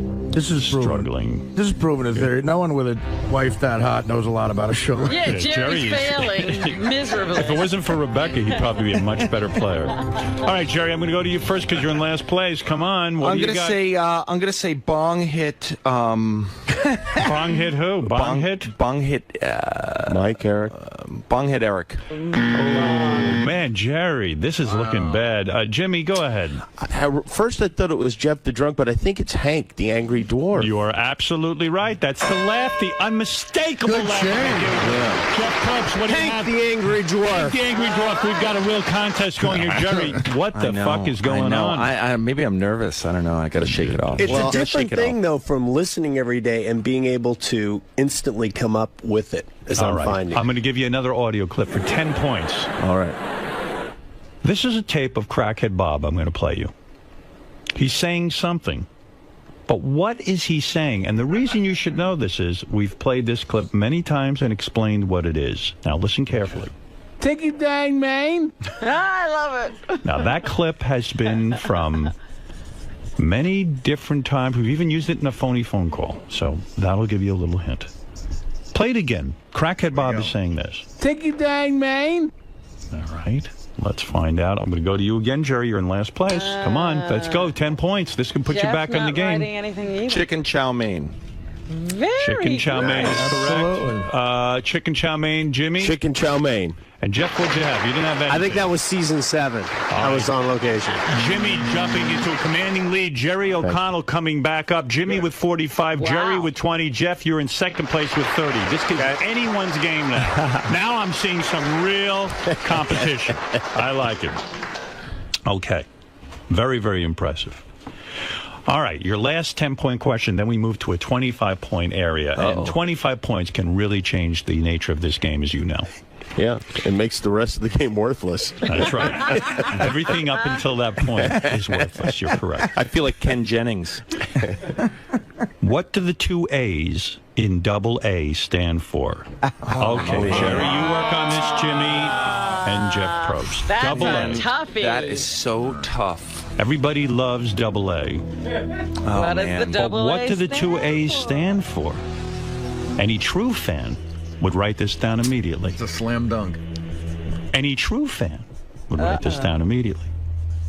But are you a true fan? Jeff Probst, Jimmy Kimmel, Jerry O'Connell. Okay. Give you some thinking time. I'm going to ask you to put your pens down. All right. Still in last place is Jerry O'Connell. Jerry, 10 points would get you right up there, tied with Jeff Probst for second place. What do you have? Any asshole. Any asshole? Good guess. Good guess, but not right. Jimmy Kimmel. Annoying asshole. Wrong. Really good guess. Jeff Probst. I took a guess with always around. Wrong. It's Awesome Angelo. Oh, yeah. Double A. Nobody taking any points on that one. What the hell happened? This should be called the mediocre fan contest. Well, you know, I I have to say, you guys come here every day, but for people who listen No to excuses. actually come here, Superfan. it's a little daunting. This is no excuses. He has a brother named Awesome Anthony. All right, I'm going to give you another 10-point Everybody's name is question. Good call. Awesome Angelo. I'm going to give you a 10-pointer. Okay. Who has a berry on his face? I'm not going to tell you the answer, of course. Think, though. I'll give you 30 seconds. Who has a berry on his face? Jerry O'Connell writing, Jimmy Kimmel, looking like this is so easy. Jeff Probst nodding his head and saying no? Can this be? Could this be while he was stuck on one of those Fakakta Islands? And he had no He was actually on Fakakta Island. He could have missed this. Do you know the next season is on Fakakta Island? It's that obvious, Robin? It's right off the coast of Israel. You have to know this. Shalom. You're gonna kick yourself. All right, I'm going to go first to Jeff Probst, who is currently in second place. I don't know. You I don't guessed know. Ronnie. No. Ronnie does not have a berry on his face. He's got other shit on his face, but not a berry. Jimmy, what's the answer? Ralph the Homo. Ralph the Homo is acceptable. Jerry O'Connell, what's the answer? Come on, You know who has what? a berry on his face? I went with Eric the Midget. 'cause he Eric had, the Midget? Oh, my goodness. Well, didn't he have something on his face? The Are last? you aware we bumped Ryan Felipe for you? And Felipe, or whatever the hell his name is? I'm embarrassed. I was confused. I thought you were going to steal this. Let me tell you the score. The berry-faced asshole. That's what he's known. I've never heard that. Ralph the Homo. He's got a berry on his face. In fact, on the Channel 9 show, if you remember all the way back then, there used to be a talking berry, and that was Ralph's berry. We'd focus on his face and then do that. All right. Channel 9 pre-Probst. Pre-Probst, Channel 9. Yeah. All right. Now, listen, let's round up before we go to the 25-pointers. This is going to be big. What are the scores now, Howard? The scores now are, with a commanding lead, Jimmy Kimmel in first place with 55 points. Wow. In second place, the host of Survivor, Jeff Probst, 30 points. Wow. Actor Jerry O'Connell in third place with a mere 20 points. Wow. So one question really could tie this. Yes. But wait a minute. Right. Yes, Robin. Sweetie. If you have 50, he has 20. Yes. He can't win. Jerry has no possibility. We have 25-point questions coming Oh, up. you're going to ask more than one. Oh, yes. Oh, yeah. I thought you were just doing one. Don't count Jerry out so Yeah, quick. Robin was getting all Barack Obama Hillary on me. Yeah, he's not out yet, honey. Statistically. But the loser has to ride the Sabean. Is that correct? That's right. with his face. All right, these are really tough, so All right. I don't know that any of you will get them. Oh. This is really, really tough. Oh, my goodness.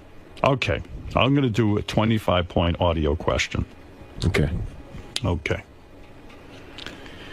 Who is this fierce defender of a legendary Cape Crusader that is describing Howard? Listen to the tape. He is infinitely more dangerous than any fictional adversary a superhero might have. Those adversaries don't use the media for their foul deeds. Who is this woman who is pontificating about a legendary Cape Crusader?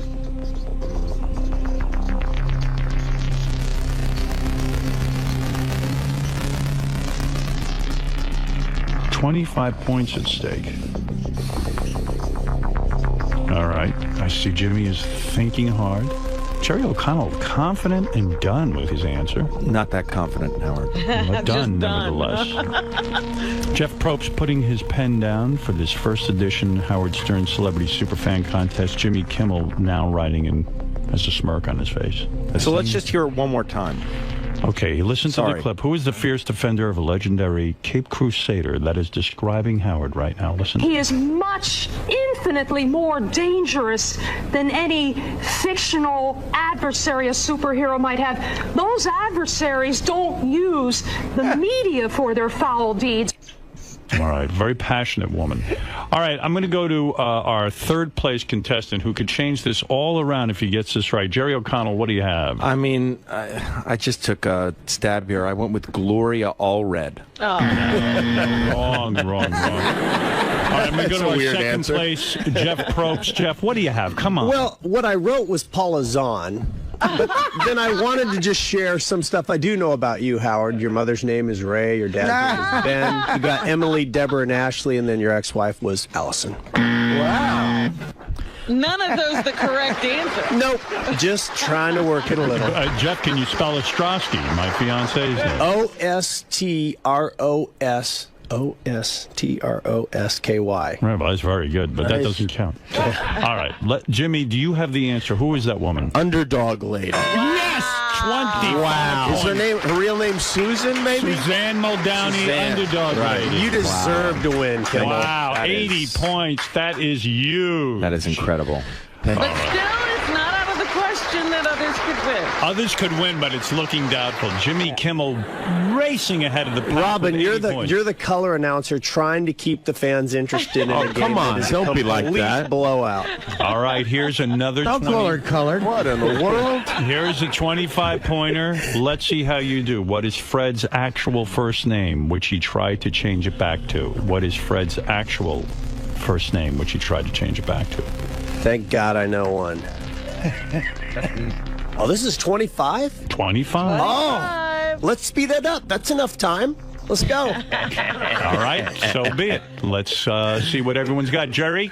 Alfred. Alfred is wrong. Jimmy? Eric. Eric is right. Eric. And Jeff Probst got it right. Well, we do have something of a horse race, but not much of one. I don't think Jerry's ever heard the show. Well, I'm going to ask. Artie, how many days a week do you wear beer league or Yankee memorabilia? I have a 6-shirt rotation. Probably like 3 times a week. All right, listen. There are 2 more 25-point questions. That would mean Jimmy would have to get both of them wrong. Jeff would have to get both of them right. And Jerry, I don't even know what you have to do. You'd have to get undressed and run around the studio. How big a point lead does he have on me? Well, let's see. Jimmy has 105. Now, you have 55. So let me do the math real quick. 55 plus 10 is 65, 75, 85, 95, 50-point lead. Okay. Right. Yeah. That's how I do my math. That's 2 questions. All right. Kimmel's got to get them both wrong. And I can't even figure out, because Jerry has a measly 20 points. I don't even know what you could do to win, but you got to keep trying. I'm ashamed. You'd have to show videos of Rebecca and you on your honeymoon having sex. I am ashamed. Right now, statistically, he could not win. Have you ever taken nude pictures of your wife, Rebecca? No, I haven't. He's lying, Jimmy? Yeah, absolutely. The hesitation. Because I have taken nude pictures of your wife. It's just a digital age. You get scared, you know? It's not like the old days. All right, fair enough. When you take stuff to Photomat. Jeff, the old what was days it when you like were banging would Juliette Prowse in the 70s. Jeff, when you would take your girlfriend, who you met on Survivor, Right. you take her to one of these islands, would you bang her in all different exotic places outdoors? No, not really. No. You kept it Outdoors. to the tent. Were there insects involved? No, we were 10 bound. Right. Bullshit. All right, here we go. All right. 25 points. Are you ready? Yes. What is the name of the opiate suppressor that Artie Lange takes? God. What is the name of the opiate suppressor that Artie Lange takes? Do we really have to advertise for this? Now, the great thing about this question is Jerry O'Connell's writing quickly. Jeff Probst, puzzled. Jimmy, I'm not sure. All right, let's go to our third place contestant who needs a miracle to win. I don't even think There's no statistically. possibility he could win. I told you, if he produced nude pictures of his wife, he's You got a give him shot. some extra points? Yeah, we'll see. Jerry, what do you have written on your card? I have Subutex. That is correct for 25 points. But Subutex is Jimmy's answer. Very good. I got nothing. What does that say? Almaden or Alderon or some clinic. I don't know what it is. Well, this is obviously a battle now for second place because Jerry O'Connell has 45 points. Jeff Probst has 55 points. Jimmy Kimmel with an embarrassing lead, 130 points. Artie, by the way, I'm just seeing Artie's black eye for the first time. And I was wondering how he'd find a way to even look better the next time he came in. And he really succeeded. I look like a wife who just doesn't listen. Oh, boy. Artie's had a rough couple of days the last couple of days. It's been a rough decade, let's face it. Okay, this is the final one. This is the final one, boys. This is for the whole enchilada. The $5,000 brought to you by Sonos multi-room music system. As Jerry describes it, is the greatest thing. He gets Don Henley music regularly on there. For second place, I got an Eli Manning signed jersey. There you go. Okay, that'd be very nice. By the way, play all the music you want, including Sirius Satellite Radio, all over your house. Check out the demo at songs.com/100. That's the Sonos system. Here it is for the whole enchilada. Who had to leave the show because of a fight with Stuttering John? Who had to leave the show because of a fight with Stuttering John? Jimmy writing, Jeff Probst, the first to write down the answer. Jerry O'Connell, again, having difficulty. He's shuffling papers. He's really not... He's not Why in don't this. we just How give much him time you going to give him? arts and crafts project? So he's drawing pictures over here. Jerry, come on. Who had to leave? You're up first. Go ahead. Take a guess. Well, come on. You got to go to somebody else. Give me a couple seconds. No, you're first. Who had to leave the show because of a fight with Stuttering John? Who had to leave the show because of a fight with Stuttering John? Jerry, I'm sorry. I'm going to have to take that question off the table. I'm going to go to second place, Jeff Probst. What do you have? I'm glad it happened so Artie could be here. A.J. Benza. Oh, A.J. Benza. Jimmy, what do you have? I also have A.J. Benza. Well, there you go. I just have to say, in my defense, who was banned from the show. Oh, come on. Yeah, no, Everybody seriously. else I was thinking of someone who was a regular member. Well, you got thrown by the question. He did say who has to leave the show. That's right. Banned was a word that I would have. That's just a word that I would have used. Jerry, you're a good sport, but you are clearly not a celebrity super fan. No. I'm ashamed. I don't know what to say. You clocked him with 45 points. If your wife is listening, Jerry is not a super fan, Rebecca. I have to go to the Sylvan Learning Center. Actually, she right. should be proud. That's right. Now, Jeff Probst, you have done well. You got 80 points. You came in second place. You are a super fan, but you're not the biggest super fan celebrity. That would have to go to Jimmy Kimmel. Thank you. Congratulations. Thank you very much. Thank you. With 155 points. And I'm embarrassed that I didn't get Crazy Alice. I really, That was surprising. I'm ashamed of myself. Jimmy now goes Jimmy goes to the lightning round against Dee Schneider and David Brenner. That's right. Now, let me just say, this $5,000 grand prize is going to what charity, Jimmy? To Autism Speaks. A lot of people don't know this. Jimmy himself was autistic as a child. That's right. I was able to overcome it. He had a football helmet and would bang his head regularly into a wall. And he overcame it. And congratulations to you for that. Thank you, Howard. The $5,000 grand prize for the Howard Stern Celebrity Superfan Contest is provided by the Sonos multi-room music system. Wirelessly play all the music you want, including Sirius Satellite Radio, all over your house. How beautiful is that? Robin has it. Jerry O'Connell has it. But do you have it? I have a prediction. I think that this is going to become a very popular feature that you do maybe, once a year or something. And I'm honored to be a part of the first Howard Stern Celebrity Superfan Contest. Jeff, absolutely. We have learned of other celebrities who have come out of the closet and admitted that they are super fans of the show. Sarah, by the way, would be a pretty solid competitor in this arena. Well, what I would like to see happen is we do this again and again and again, and then finally the winners take on each other in a super fan. Okay. Jimmy is our first entrant for the Tournament of Champions. There you go. Jimmy is in the Circle of Champions. That is correct. Everyone knows that's an honor. There will be a picture posted of you in our studio. Thank you. Wow. It will say Celebrity Superfan winner. Wow, this is exciting. Yeah, so you are certainly the first. But Mr. Kimmel, will have to come back and go up against the other winners. I am more than willing and happy to do that. I don't think it's any coincidence that the man who won has gotten laid probably the least. Absolutely. There's not even a question.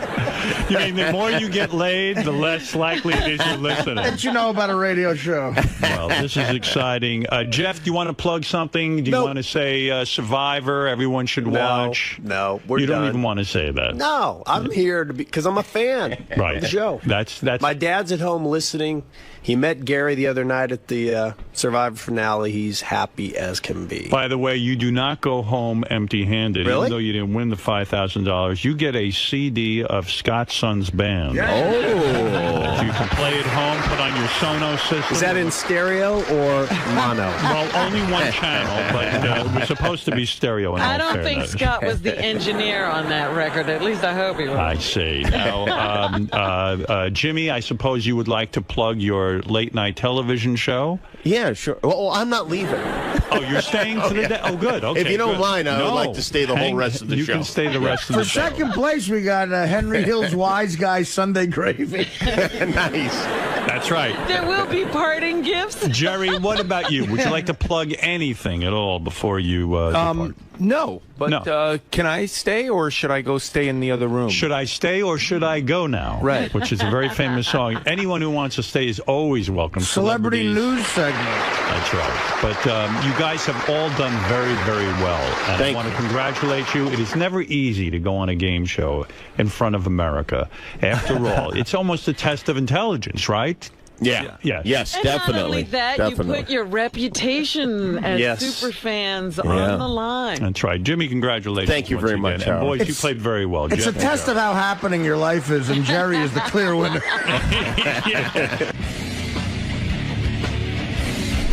Jerry, what happened, man? You know what? I kind of froze up a little bit. Because you even knew the dropping loads. We were surprised in the back because you got that dropping load. You seem to really know the show. You know, I think I just froze up. I just got a little intimidated. It's a little different. You know, you listen to the show every day and you come in here and it's so colorful and everybody's around. What's up? How are you? Just a lot of distractions and a little bit awestruck and stuff like that. Yeah. You know what? I probably should have studied a little more as well. And also, I'm going to contest that final question, who had to leave the show. It should have been who was banned from the show. I thought it was a regular, I was trying to think of a regular cast member. Right, not just like a guy trying out for a spot. Not just like a guest, yeah. Right. There's Robin. Looking good. Look at Robin. Wow, look at you. So nice to see you. It's a pleasure to have you guys here. How are you? You look fantastic. How you do? Really much. great. That was so much fun. Hi, Jerry. I was talking to Lisa G out there. She said it sounded great. She really was having fun listening to everybody. And I said, how crazy is it to think that you know Wack backers? Yeah, it is. It's got to be crazy for you guys. Well, The show is that. Yeah, Jeff the Drunk is every time he hears a celebrity say his name, he just bounces. So he's out there now, you know, in heaven because he's being mentioned so much. Well, so. heaven may be overstating Well, you know, where Jeff is. it's like a hillbilly kind of heaven, you know. But you know what's crazy is that seeing old, you know, like on the, when you guys show old clips from years and years ago, you have not, your look has not changed. You look basically, isn't that true? When you Well, see it's like a much show better. from, Yeah.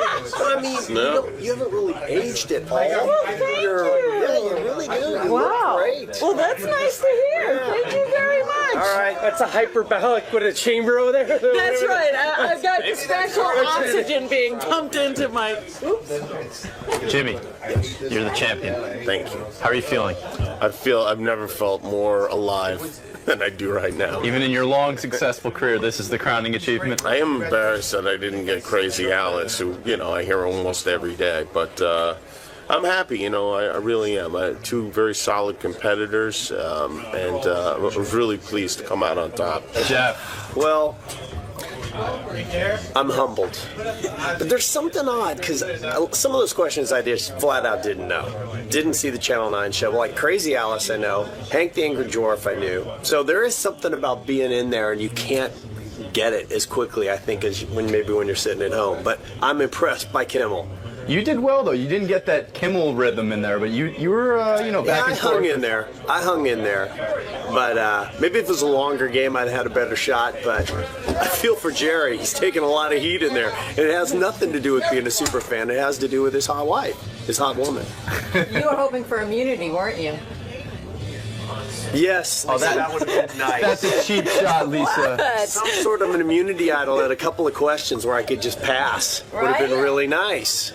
But Jeff, still fun to be in there as a fan. A blast to be in there. That's the thing, is the show is so much a part, if you listen every day, it's so much a part of your life that to actually sit in there and be answering questions about it is kind of surreal and odd.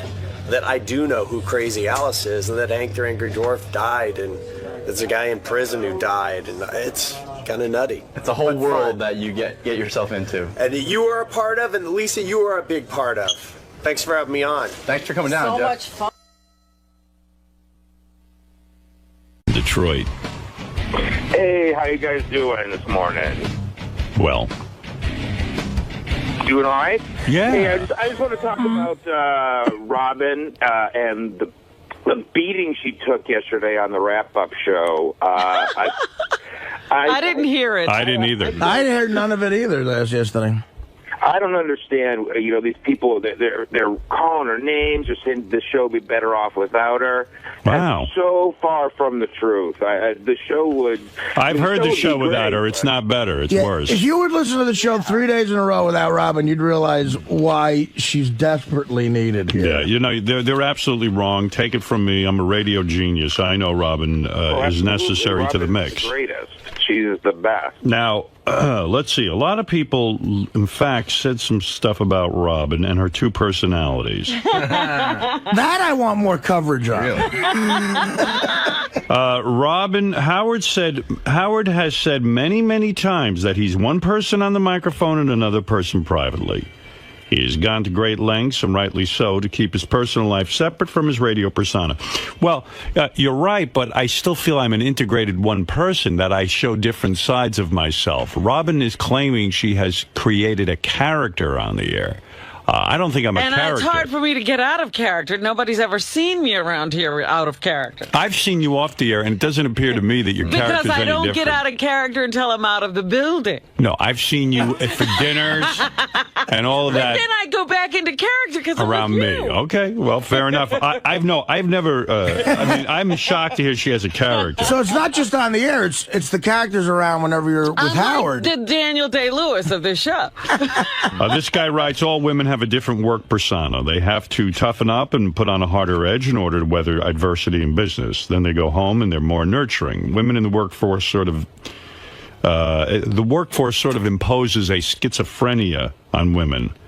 I'm sure lots of women in the workplace feel like they're playing a character. Even Ralph said that one day that Jim was here, it was nice to see a different side of me. That doesn't come out when I'm here.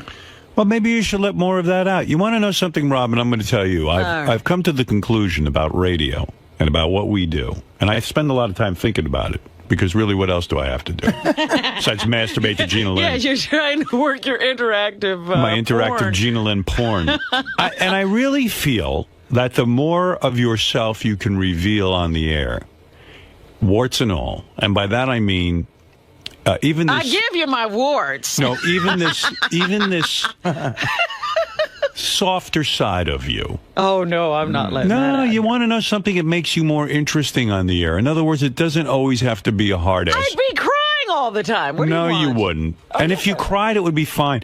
You know, seriously, I think I've been working on this, not always to automatically knee-jerk give you what you'd expect. I want to really give some thought into my answers on the air, and even try to bring out sides of me that I was afraid to in the past. Right. Even at the risk of being called homo and faggot. Which we do regularly now. That's right. So I think it makes... In the same way that Rush Limbaugh is boring to me because he always is the defender of the Republican staunch hard line, it would be interesting to see... Rush Limbaugh agree with the Democrats once in a blue moon. It would be interesting to be something other than the expected thing. So Yes, but I have a role to play here.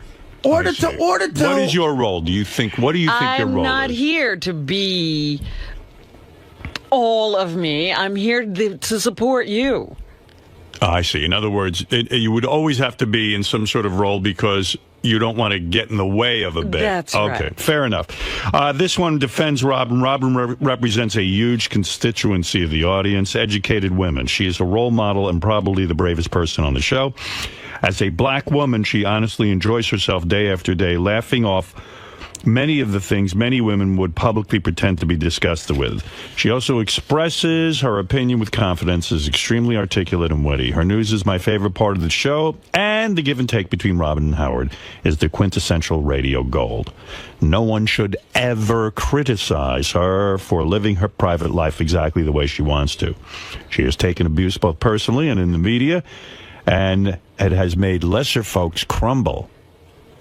Often she's been the brunt of focused criticism as a woman. She's frequently asked, how do you put up with that kind of misogynistic humor? The answer is she's a real person, like all the millions of women who have listened and laughed and enjoyed the Howard Stern Show for years. Many have accused her of being a hypocrite, but I find her very consistent in her walk and her talk. Oprah is a daily ambulance chaser and huge hypocrite, exploiting the stories of the poor and downtrodden so she can sweep in, throw money at the problem, and look like a superhero. Yet she is celebrated and seldom criticized for living an extremely extravagant lifestyle. No one dare touches her. She's a black woman who made it. Robin is real. I can only hope that in 10 years, when I'm her age, I look as good as Robin does. But I know I'll never be as cool. Robin, be whoever you want to be. You go, girl. You go, girl. That's what can I tell you? So there you are. All right. Since we're talking about Robin, let's play a game. The Robin game. And I'm going to ask the people in the studio now to help us with this. On a scale of 1 to 10, 10 being the craziest, 1 being the least crazy, what do you find to be the craziest thing about Robin? Okay, you ready? I'm going to make some statements. Yesterday, Robin revealed on the air that she has an on-air character. Well, Robin said that Robin is a character she created. That the Robin on air is not the real her. Really? Who said this? What do you mean? What kind of? I think you're pretty much the same. Are you sure I've the been Robin around. character wasn't playing in with the you? sense that, you know, you don't necessarily always feel like doing something, but you do it anyway because it's your job. So you show up and you don't, you know, I'm not you. I'm not whoever I feel like on the air. I'm Robin. What? The real Robin is an Asian woman. Robin, honestly, What did Robin just say, Fred? You're one of the most intelligent, Now, articulate was people I've that- ever met. I don't know what you just said. Was that the real Robin, or was that the character Robin that was just Let me addressing? meet the That's real the Robin. real Robin explaining the character. But why was real Robin here when the character Robin should Because be real here? Robin feels like she can be Robin today. No, I don't know about that. Are you? Who are you today? The fuck is she talking about? Yeah. On a scale of 1 to 10, how crazy is that? Fred? 3. All right. Benji? I'm going to ask, you know what? I'm sorry, Benji. I don't want to go to you. Artie? I agree with Fred there. That's, especially those emails were very enlightening, which is odd from some women. And after those, especially 3, I agree with Fred. All right, Gary, what do you say? Robin has an on-air character.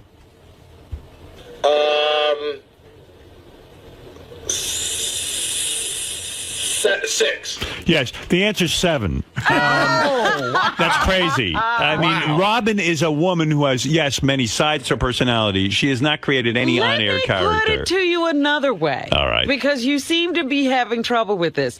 Do you realize, and I've told you this before, you don't believe it because you never saw it, but I was almost at the point of having to leave the show. I was so ill. Oh, please. And every day I came Physically in here. ill.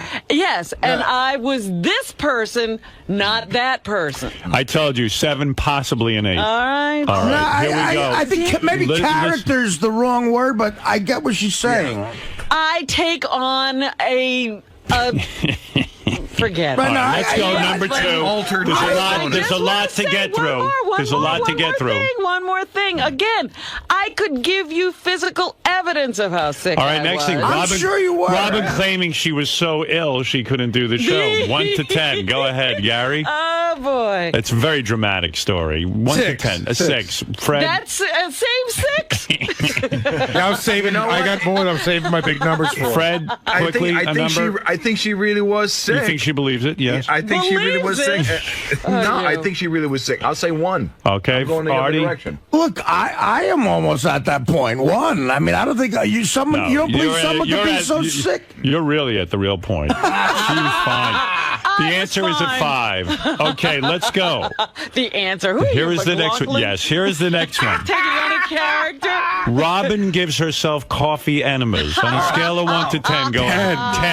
10. 10 is the right answer. Fred, what do you say? While I was conservative in my other judgments, 13. Yeah, all right. Artie? I was waiting for this one to hit it out of the park. That's a 10er. All right. Robin names the people that she goes out to dinner with and gives them a name. Girls' night out. Scale of 1 to 10. How kooky is that? That's more like a 4. That's like a dopey chick thing than weird. I give it a Dopey 4. chick thing, 4. Go ahead, Artie. Yeah.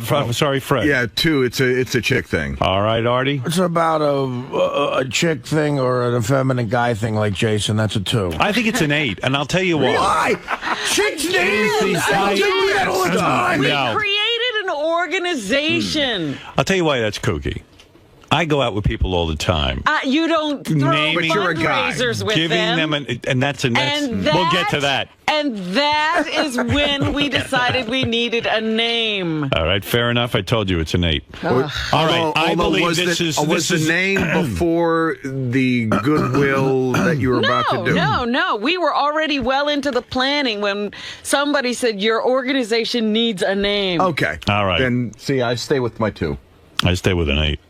Now, here is one. Why don't you just get me locked up? I'm working Why on it. don't you just bring in the straight check? This is my evidence. We need you. You're important in the show. Can't lock you up. Same with Artie. All right, here we go. Here we go. I believe this is one that really can be easy. You've already got a 10. Beautiful apartment in Manhattan, moves to Staten Island. Okay. Scale of 1 to 10. How crazy was that? And by the way, keep in mind, this is the woman who claims, well, I don't do anything for a man. When I'm in a relationship, she moved to Staten Island because her boyfriend was in Staten Island. There's no reason on this planet anybody moves to Staten Island out of Manhattan, a single woman. Go ahead.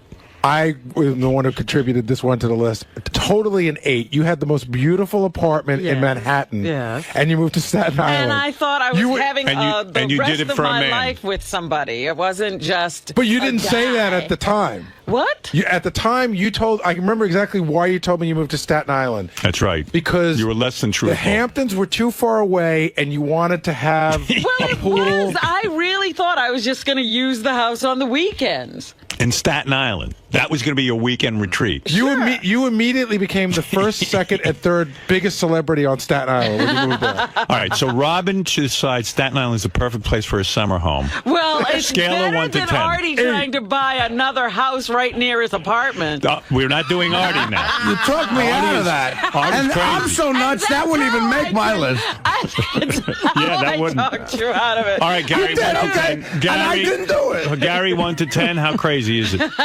8. Fred. I'll go with Gary on that one. 8. Artie. That's 7. It's an 8. Look, It's an I'm 8. a city girl. Staten Island looks like the country to me. Okay. Robin flies to L.A. to use a special blood machine for no medical reason. 10. For no medical reason. Easily a 10. I'm not even going to hear the rest of the opinions. We even determined that flying on the plane was more negative to your health than the actual blood machine. Sure.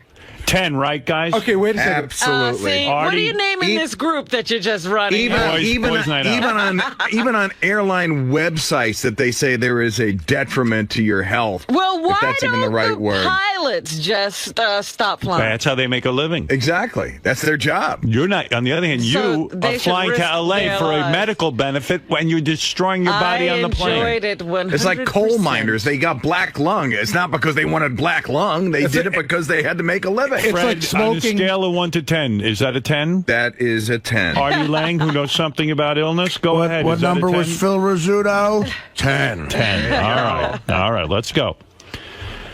All right. There's more on this one? Oh, my God. Robin's diets. Master Cleanse. Syrup and whatever. Syrup, honey, and hot water. Not honey. Juice diet. Maple syrup. And the green and piss drink in the big jug. Go ahead, 1 to 10. How crazy? That's more like a 7 or an 8. Fred? I'm not going a 4. I don't think it's that bad. My sister and about 10 of her friends do that shit. So, out of respect to my sister, 9.5. I'm going to say Artie is closer to the truth, and I'll tell you why. There is this willingness for Robin to go with any guru of the day and try these various. But I don't think that's uncommon with people. When people are desperate, they do desperate things. Well, let me tell you something. Look, I took advice from David Blaine. That's how desperate I was. All right, it's a 9.5. But he was already a rail. All right, Robin masturbated with meat and vegetables. How crazy! Oh my is that? God, I was a child. I put that even more the reason. early craziness. Go ahead, Gary. I put that low on there because A, she's a sexual being, and B, it was a long time ago. But it's meat and vegetables. Yeah, that's like a please, 4. you're saying like it was a steak. It wasn't a steak. What was it exactly? So I can evaluate. Was it a pepperoni? It was it cucumber? a big sausage. A sausage. I rest my case. Okay, 6. Okay, Fred. I don't know. That slightly turns me on. I'm going to say 1. All right, Artie. If you're a piece of sausage just waiting there to get bought, and every other piece of sausage gets eaten by somebody, and you're the one that goes in some chick's pussy, that's a lucky piece of sausage. I'm going to give that. I mean, human sexuality.